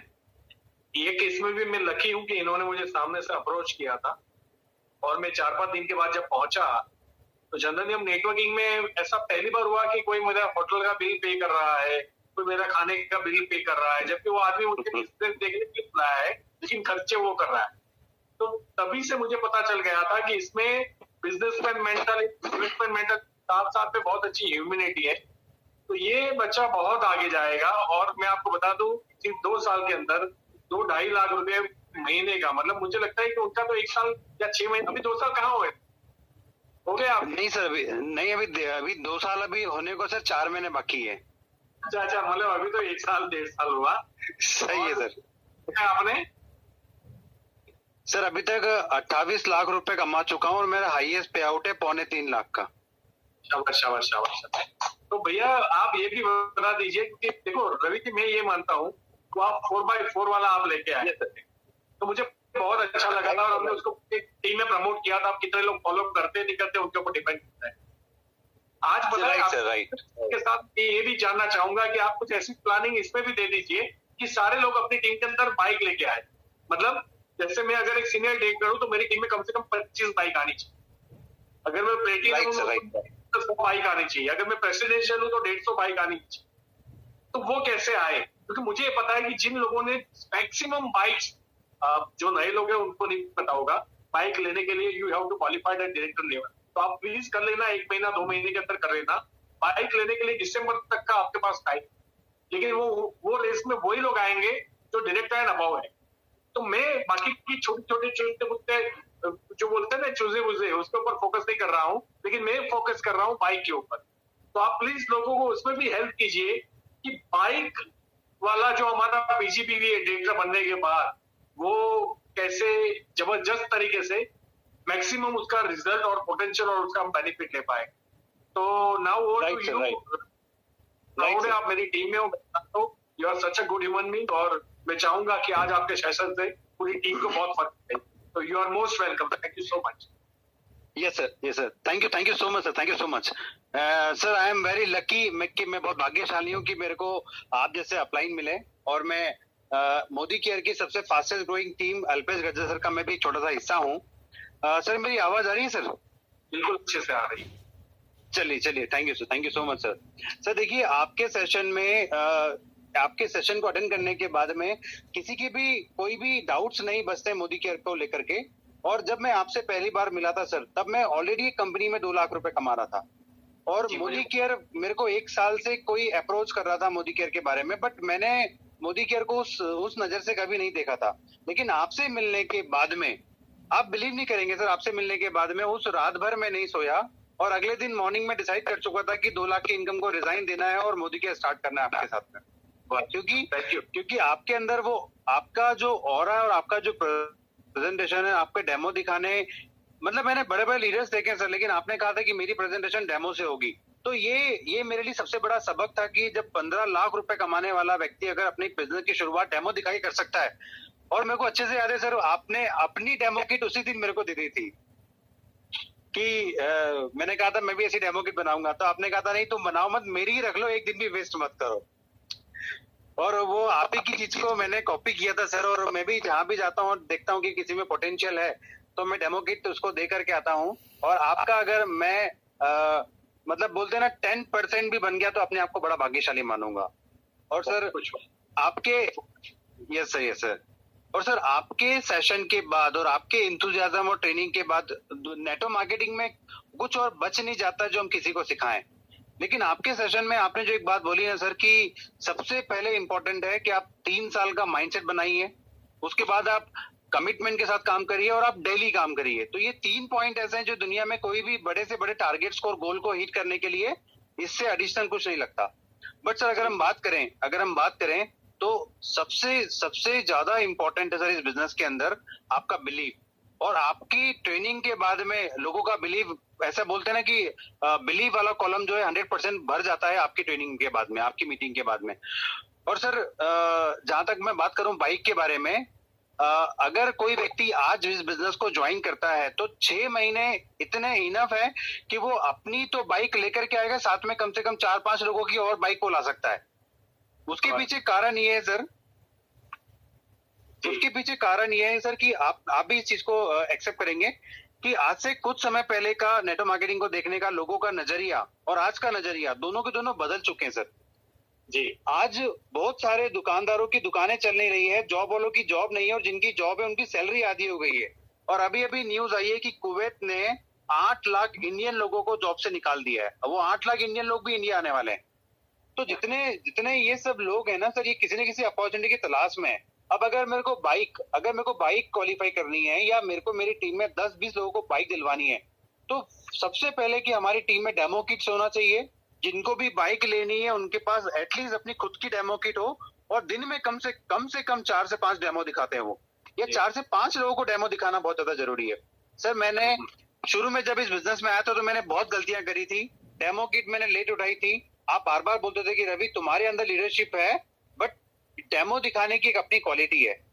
तो वो मेरे से गलती हुई थी कि मैंने डेमो को बाद में बहुत शुरुआत में इग्नोर किया था, लेकिन बाद में उसी पे मेरा काम बढ़ा था। और एक बात सही है सर कि जितना ज्यादा हम अपलाइन को सरेंडर होंगे हमारी तकलीफें उतनी ज्यादा खत्म हो जाएगी।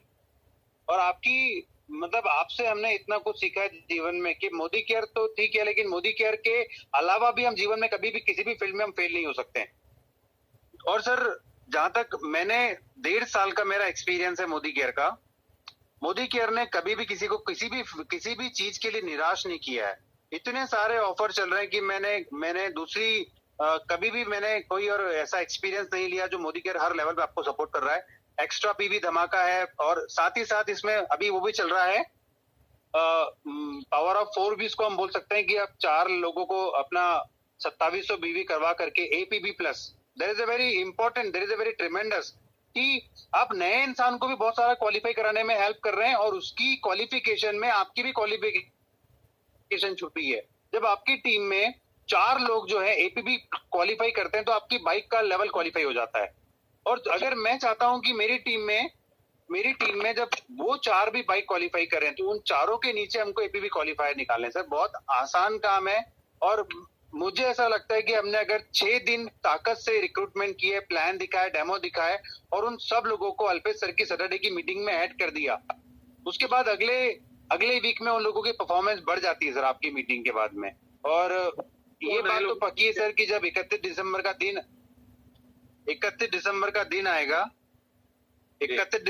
दिन आएगा तो सर हजारों बाइक क्वालिफायर आपकी टीम में निकलेंगे सर। और ये मेरे को उसमें ये है कि उसमें सबसे बड़ा रोल रहेगा आपकी सैटरडे वाली मीटिंग का।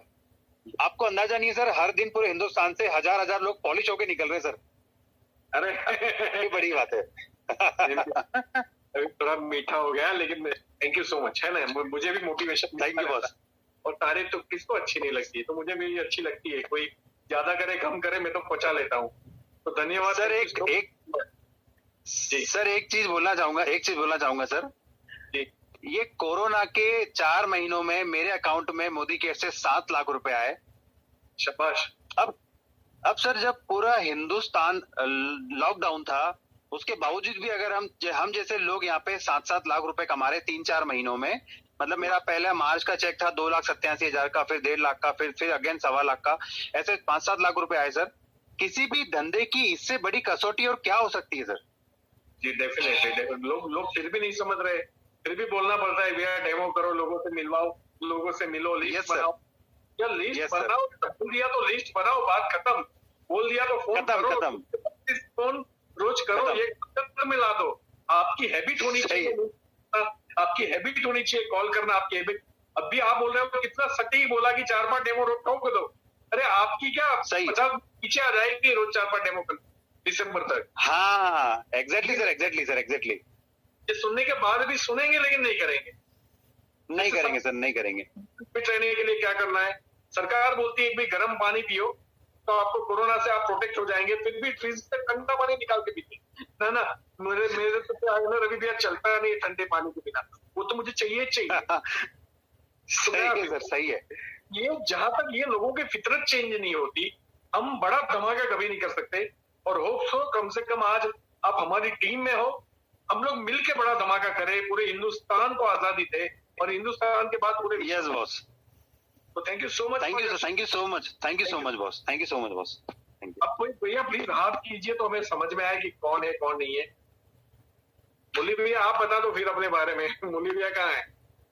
अखिलेश भैया आप बताओ, क्योंकि you are the fastest growing team in again. कि भी आपने कोरोना में आपके जो आप लोग जो चेक डाल रहे हो मई जून जुलाई अगस्त, मतलब अप्रैल मई जून जुलाई, ये तो मेरा भी नहीं है जो आप लोग डाल रहे हो। तो again thank you so very much. हाँ Manisha Jain ji please welcome ma'am. आप हो, आप बताओ तो सही, मैं बोल रहा हूँ आप लोग हाथ कीजिए। मनीषा जैन मैडम आए हैं। मैं उनको भी झांसी की रानी बोलता हूँ, उनको सुनने में बड़ा मजा आता है स्टेज से। और पता है ये अच्छा हो गए ना आप।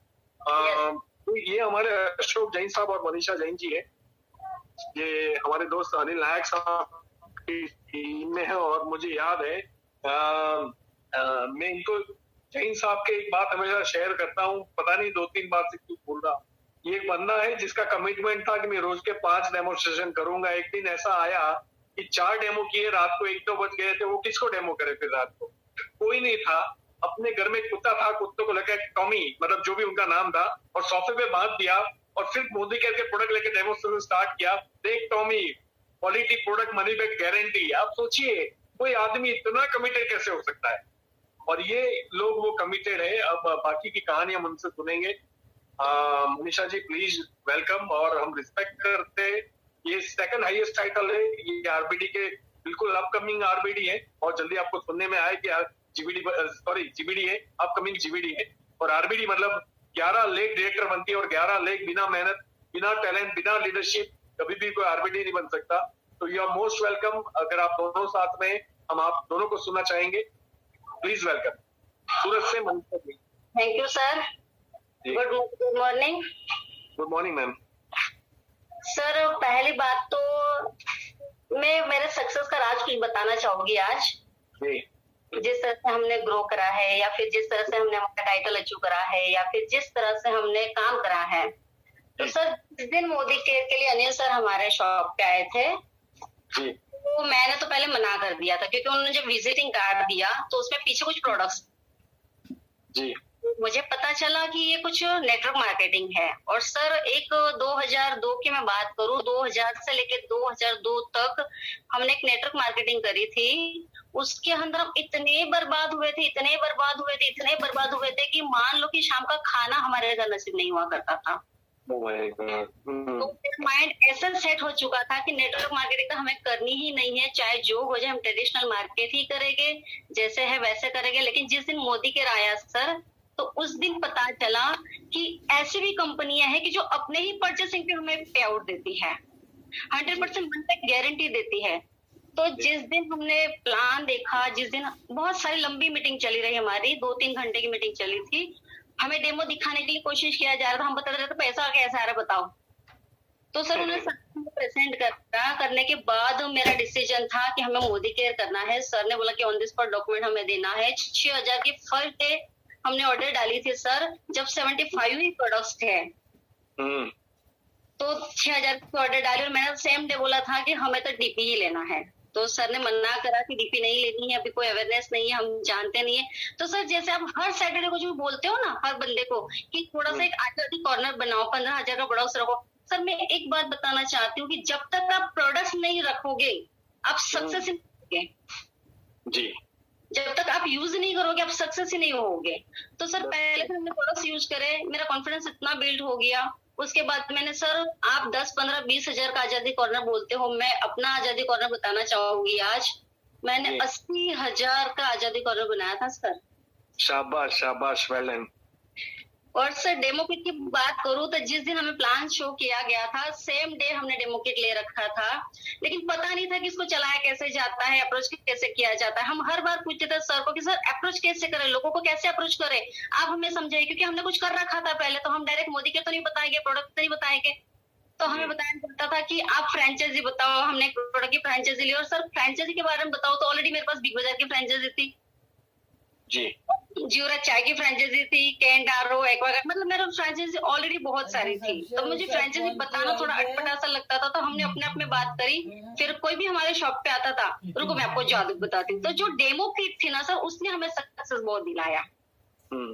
दूसरी बात, जब डेमो किट उठाना तो कैसे उठाना, कहाँ जाए, तो जैन सर के एक फ्रेंड थे, हर 2-4 महीने में एक कंपनी लाया करते थे हमारे पास। अब उनको भगाते थे। एक बार तो उतर के धक्का मारो, बोला कि आज के बाद मेरे दरवाजे कोई कंपनी तुझे नहीं लानी है। तो हुआ यूं कि अब डेमो तो बताना है, किसको बताए। पहला डेमो तो फेल होगा, 100% पता था। लेकिन सर डेमो की मैं ताकत बताऊं, जब सर गए तो उनको तो बड़ा रिस्पेक्ट मिला उन बंदे से कि आइए सर, जैन सर आप आइए, बताइए कैसे आना हुआ, क्या हुआ। तो सर ने पता नहीं डेमो कैसे बताया, तो मुझे आइडिया नहीं है। फिर भी वहां से डॉक्यूमेंट और 700 की प्रोडक्ट की ऑर्डर आई थी सर। अच्छा, तो ये ताकत थी। और उस दिन एक बिलीव हो गया था, सर ने मुझे आए शॉप पे और मुझे बताया, सर आपने हमारी शॉप भी देखी थी उस टाइम। हाँ जी। तो शॉप पे आए, बोले मनीषा धंधा तो चलता है, बड़ा कमाल का धंधा है ये तो ये सारी चीजें रही सर हमारी डेमो किट, आजादी कॉर्नर। और फिर ऐसे सर आप हर बार बोलते हैं कि ट्रेनिंग का भी बहुत बड़ा हमारा रोल रहा है इसके अंदर। जैसे फर्स्ट डे हम ज्वाइन कर रहे थे, हमने 24 दिसंबर को ज्वाइनिंग की थी और 11 जनवरी को आपकी मीटिंग थी नंदुरबार में। और हमें अपलाइन ने बता दिया कि आपको ट्रेनिंग में आना है, तो अपलाइन ने बता दिया मतलब यस सर ही करना है। वो माइंडसेट ही था, जिस दिन फॉर्म भरा था उस दिन माइंडसेट कर लिया था कि जो बोलेगी यस सर करना है। तो सर जाना तो था, सर ने बोला कि आपके पास पैसे नहीं, कोई दिक्कत नहीं, आप मेरे कार में चलो, हम जानने ही वाले हैं। तो हम कार में गए थे, तो मैंने अपना दिमाग लगा के जो बुक थी अपनी सपने, उसको पर्स में डाली। और जैसे सर ड्राइव करते थे, मैं पीछे, सर ये प्रोडक्ट क्या काम करता है, ये प्रोडक्ट क्या काम करता है, ये प्रोडक्ट, सारा प्रोडक्ट नॉलेज उनसे लिया नंदुरबार पहुंचते पहुंचते। और सर आपकी मीटिंग अटेंड करी, और जेंट्स सर की तालियां तो आपको पता है कितनी जोर से बजती है, पीछे बैठे हुए थे। आपका जो सेशन अटेंड करा सर, उस दिन से जो हमने दौड़ लगाई है सर, आज तक चाहे जो पोजीशन हो जाए, पोजीशन के लिए कभी नहीं डरा है, चेक के लिए कभी नहीं डरा है, कोई चीज के लिए नहीं डरा है, लेकिन बस एक कमिटमेंट रही है कि हमें काम करना है। काम करते करते। और सर मोटिवेशन की बात करो तो मोटिवेशन जब भी आपका नाम लेते हैं या जब भी आपका सेमिनार होता है, माइंड ब्लोइंग होता है सर। हमारे तो जब प्रेजेंटेशन होता है, आज भी सर ने प्रेजेंटेशन करा, कल भी हमने प्रेजेंटेशन, हमारे पर डे के 3-4 प्रेजेंटेशन आज भी होते हैं। और सर प्रेजेंटेशन जब कनेक्ट आता है और आपका जब प्रेजेंटेशन वहां होता है कि बंदा क्या था और आज क्या है, तो हम सर एक बात जरूर बोलते हैं उनको कि इस बंदे को, जिस भी बंदे ने सुन लिया, अगर वो बेड पे पड़ा है, उसको 4 से 6 दिन में जाना है और आपको उन्होंने सुन लिया, तो वो बंदा बोलता था जाने से पहले मैं कुछ कर ऐसा जाऊंगा कि दुनिया नाम याद करेंगे। Thank you ma'am.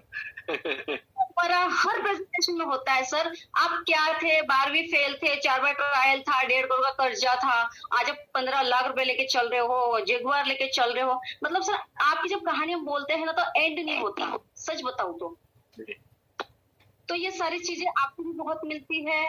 और जब हम आपकी बात करते हैं या फिर जब भी, और सर थैंक यू बोलना चाहोगे कि आपने हमें इस ग्रुप में लिया है और आपका इतना सपोर्ट हमें मिल रहा है। सच बोलो सर, तो मोदी केयर हो या चाहे कोई भी लाइफ अपनी जो हो, उसके अंदर जैसे हम बोलते हैं ना, हमारा घर है तो वहाँ पे एक छत होना जरूरी है, जैसे बुजुर्ग हमारे घर में होना जरूरी है, वैसे ही अपलाइन के तौर पे भी अगर आप सही गाइडलाइन से, अगर आप अपलाइन को फॉलो करो या अपलाइन सही गाइडलाइन से अगर गाइडलाइन देती है, तो सच में सर वो बंदा कैसा भी हो, चाहे उसको नॉलेज हो या ना हो, 100% सक्सेस होता है। डेफिनेटली। तो आपको सुन के बहुत अच्छा लगता है सर। और रही बात ट्रेनिंग की, तो मैं और एक बात बताना चाहूंगी, जैसे ट्रेनिंग की हम बात करें तो हर ट्रेनिंग में हम लोग अवेलेबल होते थे।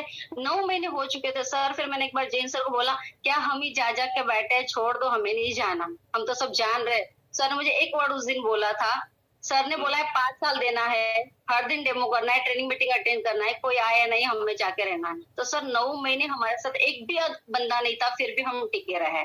और आज भी नहीं होता है। आपके एसोसिएशन के लिए हम हर दिन प्लान करते हैं, हर दिन लोगों को इनवाइट करते हैं, फिर भी कोई आता ही नहीं आता, कोई फर्क नहीं पड़ता, हम हमारा काम करते जा रहे हैं। बिल्कुल। तो बहुत बढ़िया लगता है आपको सुनने को, तो थैंक यू सर। अगर जैन सर से कुछ दो मिनट बात करो, फिर आगे नेक्स्ट किसी को बात करना हो, थैंक यू सर।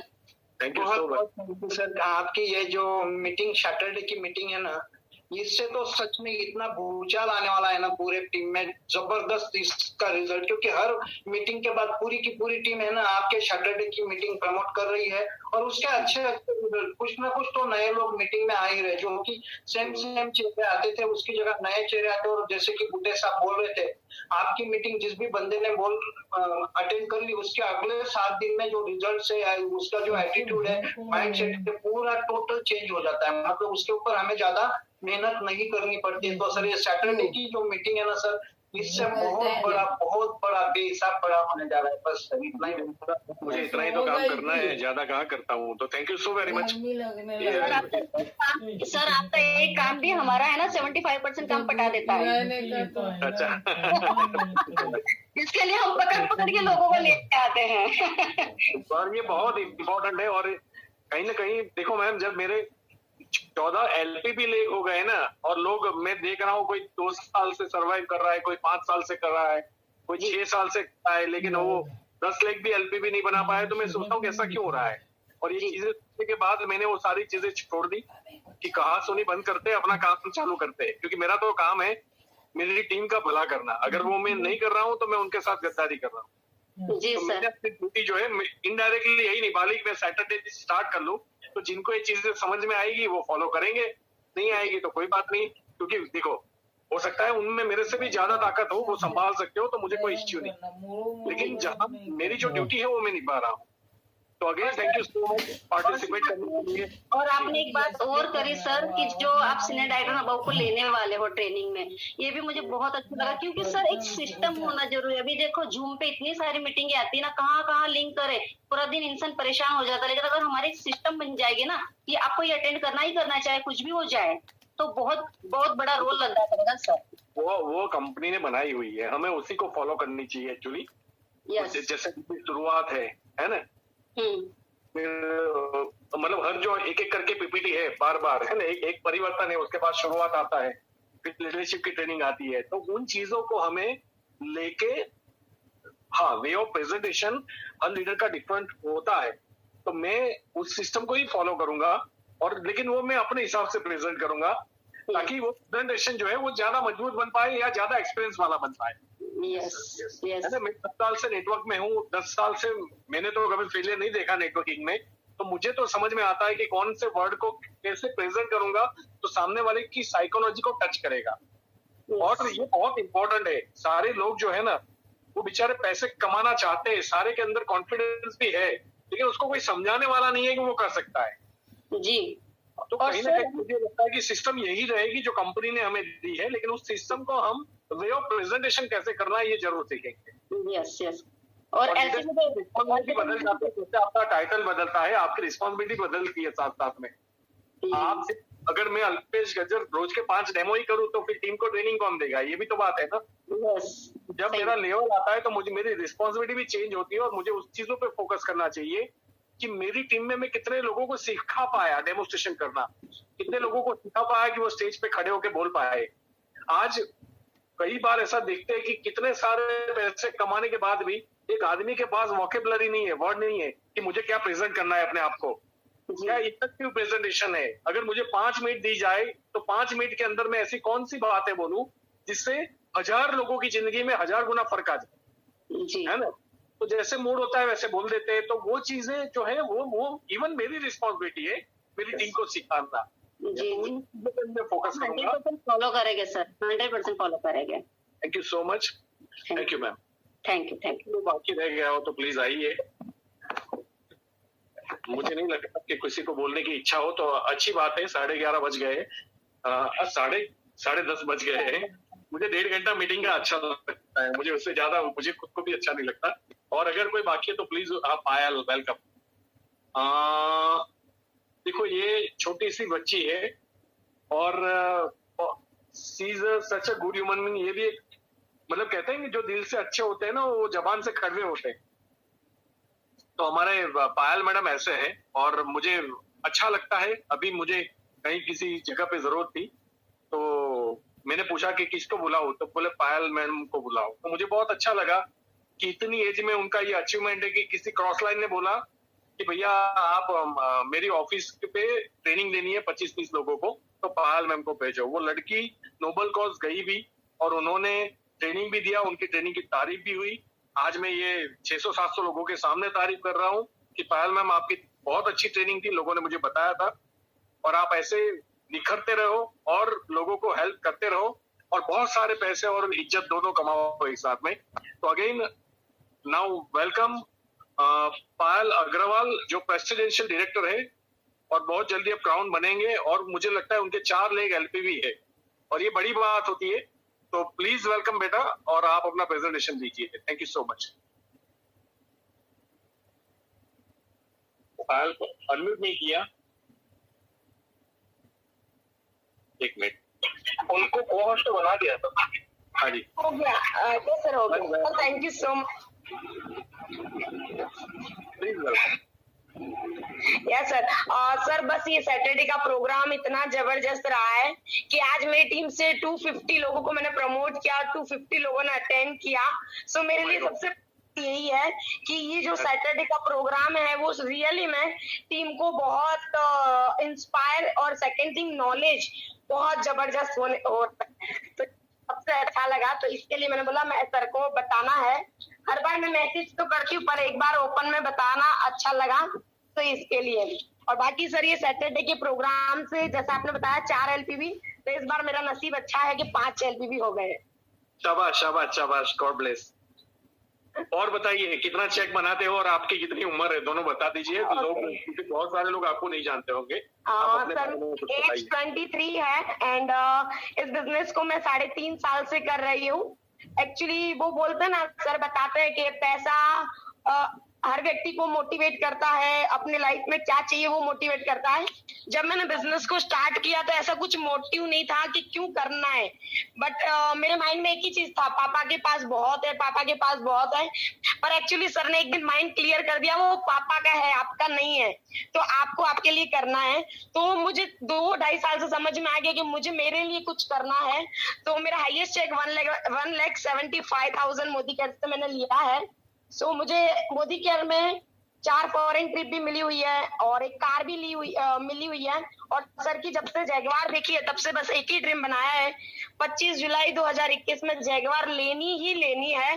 और क्राउन डायमंड डायरेक्टर मेरा लेवल मुझे दिसंबर में बनाना है 5 लाख के साथ। कांग्रेचुलेशन एडवांस में एंड ऑल द बेस्ट। आप जिस तरह से जा रहे हो, जो आपका कमिटमेंट है, आपने जो सोचा है उससे जल्दी ले लोगे, ये मैं बोल रहा हूँ, और आप कर लोगे। तो thank you so very much. And अगर और कोई है तो अखिलेश जी आप समापन कीजिए बात करके मीटिंग का। Thank you so very much. Akhilesh ji please welcome. जी सर। सर बहुत बहुत धन्यवाद सर। सबसे पहले तो ये जो भी कुछ हो पा रहा है इसमें मैं आपको ईमानदारी से बता रहा हूँ सर कि मेरा कोई बहुत बड़ा रोल नहीं है। तो ये रहा था कि जब आपने कंपाउंड ग्रोथ की ताकत मुझे समझाई और जब आपने नेटवर्क की ताकत समझाई और जब लंबे विजन की ताकत समझाई, तो सर एक सामना करने की हिम्मत बढ़ गई थी। दूसरा, मेरे पास इसके अलावा कोई भी ऐसा रास्ता नहीं था। काफी समय निकल चुका था लाइफ का और बहुत कम समय में बहुत कुछ करना था। और एक जो सबसे बड़ी चीज थी सर कि यहाँ पे ईमानदारी से पैसा आता है, यहाँ पे कहीं चीटिंग नहीं करना पड़ती, झूठ नहीं बोलना पड़ता है और किसी भी तरह का फरेब नहीं करना पड़ता। जितना पैसा आता है सर वो पूरा प्योर होता है। तो सर सबसे बड़ी बात तो बताऊं कि मैंने जो यहाँ पे कमाया है सर, कभी गाड़ी भी पंक्चर नहीं हुई है फील्ड में।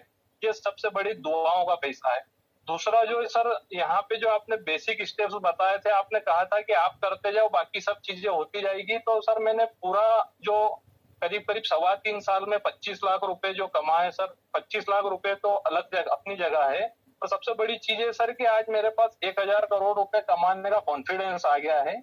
ये सबसे बड़ी चीज है। दूसरा जो चीज मैं आपसे सीखता हूँ वही चीज मैं कोशिश करता हूँ हूबहू नीचे तक पहुंचाई जाए, और अगर कहीं पे लागू करने में दिक्कत आ रही हो तो मैं खुद उतर के उसको लागू करने की भी कोशिश करता हूँ और मैं सिखाता भी हूँ सर। तो सारा जो कुछ हो पा रहा है सर, बेसिक स्टेप्स को ले रहे हैं। दूसरा एक सबसे अच्छी चीज है सर कि मैं भाग्यशाली हूँ कि जब भी चूक होती है तो आपका डंडा आगे लाके लग जाता है सर। तो बहुत बहुत धन्यवाद। एज अ पेरेंट सर आप मेरे लिए बहुत कीमती हैं, और ये तो अभी शुरुआत है सर।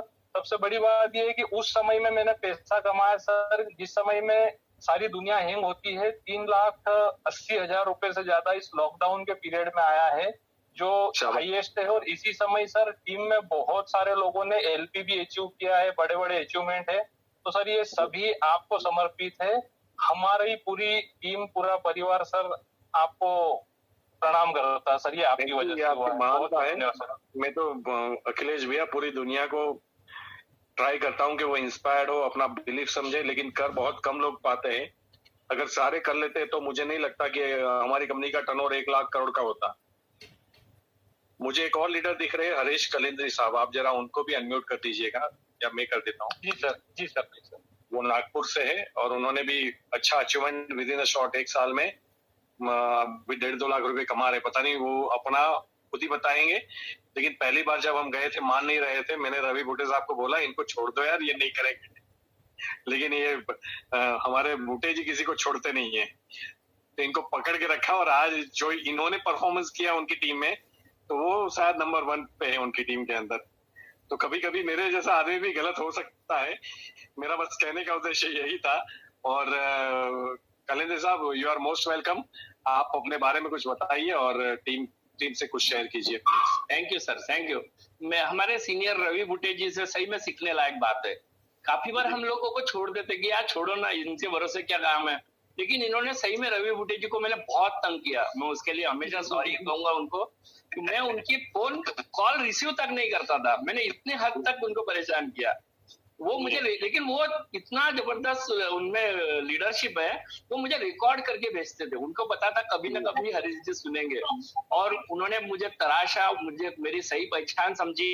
लोगों के लिए भले मैं कांच का टुकड़ा था, लेकिन मुझे मैं हीरा था। और मैं उनको सही साबित करने के लिए मैं दिन रात लगा हूँ। और अभी 1.25 साल होते आ रहा है, और अभी मार्च में 2,44,000 का मैंने पे आउट लिया। और हाँ, और अभी इस महीने भी 2 लाख प्लस रहेगा। और मैंने खास बात यानी सर, आप मेरे शॉप पर आए थे, आपने मेरा नागपुर से सबसे महंगी जगह में मेरा ऑफिस था, और एक कंपनी की फ्रेंचाइजी थी, और उसके अलावा अपना होलसेल मेडिसिन का काम था मेरा। मैंने सारी चीजें 1 साल बाद ज्वाइन करने के बाद 3 महीने बाद सारी चीजें बंद कर दी और मोदी केयर को टोटल फोकस किया। और आज बिल्कुल बैठे बैठे आराम करते हुए पैसा आ रहा। 25 साल मैंने जिंदगी के मेहनत में निकाल दिए। वो मजा 25 साल में नहीं आया जो मोदी केयर के 1 साल के एक सफर में मजा आ गया। जी, अभी बैठना मत, अभी बैठना नहीं है आपको। नहीं बैठना नहीं सर। अब तो लोगों के लिए लाइफ बनाना। मैं बता रहा हूँ, मेरा सपना है कि मेरी टीम में 10 गाड़ी जब तक नहीं आए, मेरी 4 व्हीलर नहीं आएगी जी। तो मेरा सपना वो है कि मेरी टीम में 10 4 व्हीलर आना चाहिए। और मेरे टीम में मेरे जैसे ही लोग आ रहे हैं, और बहुत मजा आ रहा है। सही में एंजॉय कर रहा हूँ। मैं 6 साल से इसके पिछले कंपनी में काम कर रहा था, लेकिन 6 डिजिट का चेक कभी नहीं ले पाया। फॉरेन टूर भी अकेला ही जाता था, लेकिन अब यहाँ से मैंने पिछले बार मलेशिया टूर में 6 लोगों को क्वालिफाई करा है मेरी टीम में, और मेरा भी डबल सीट हुआ था। तो सही में बहुत मजा आ रहा है। पैसा ठीक है, लेकिन पैसे के साथ साथ जो आदमी एंजॉय कर सकता है, और जो काम में हम एंजॉय कर सकते हैं, उसमें ही हमें सक्सेस मिलता है जी। तो बहुत मजा आ रहा है। आपका गाइडेंस हमेशा मिलता है, आपसे मोटिवेशन। जब भी कुछ थोड़ा लगता है तो आपको फोन कर लेता हूँ, परेशान करता हूँ, बिल्कुल किया जाए और अपनी स्पीड कैसे बढ़ाया जाए। नहीं, आप स्पीड में ही हो, तो जो लोग स्पीड में होते हैं उनको मैं सलाह नहीं देता। उनको बोलता हूँ कीप इट अप, तो आप लोग कीप इट अप में आते हो। नहीं सही। Thank you so very much everyone. मिलते हैं नेक्स्ट सैटरडे। और कोई बाकी रह गया है? कोई नहीं, किसी ने हाथ ऊपर किया, मीना बेन करे लिया नहीं, वो तो मैं नहीं जानता। हेतल रानपुरा। हेतल जी आप भी बात कर सकते हो, प्लीज वेलकम। राजकोट से हमारे प्रेसिडेंशियल डायरेक्टर है, शायद क्राउन बन चुके हैं ना हेतल भैया? नहीं, प्रेसिडेंशियल पिन पे हूँ अभी। हाँ तो यू आर मोस्ट वेलकम। और मुझे याद है हम हाईवे पे मिले थे, आपने एक वन डे वर्कशॉप मेरा अटेंड किया था पहला, और तब मैंने आपको बुलाया था स्टेज पे कि मेरा चेक आप पढ़ के लोगों को बताइए। यस, आपने चश्मा पहना हुआ था, मैं पढ़े लिखे लोगों को ही पकड़ता हूँ ताकि लोग थोड़ा ज्यादा भरोसा करें कि ये सच बोल रहा है। और वहीं से मैं आपको जानने लगा हूँ और आपने बहुत अच्छा परफॉर्म किया है, आपने अच्छी लीडरशिप भी दी है आपकी डाउनलाइन के अंदर। तो आप अपने तो जो बाकी के लोग अभी कुछ सुनना चाहते हैं उनको और एक कुछ जड़ी बूटी में मिल जाए। You are the most welcome mister Hetal Ranpura from Rajkot. Thank you sir ji. सबसे पहले तो मैं आपका बहुत शुक्रिया करना चाहूंगा, क्योंकि आज आप ही की बदौलत हम ये मुकाम हासिल कर सकते हैं। क्योंकि अभी तक ये जो मैंने जितना स्टडी किया, यानी नेटवर्क मार्केटिंग को तकरीबन मैंने 2008 से स्टडी किया हुआ था।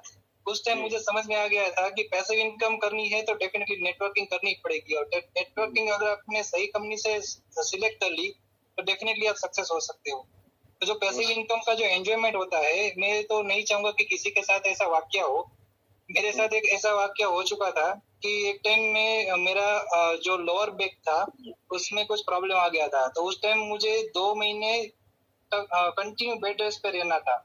तो उस टाइम मेरी 100% इनकम बंद थी। तो थैंक्स टू मोदी केयर कि उसी की बदौलत मेरा जो इनकम है वो कंटिन्यू हो पाया था, उसी हिसाब से मैं सर्वाइव कर पाया था।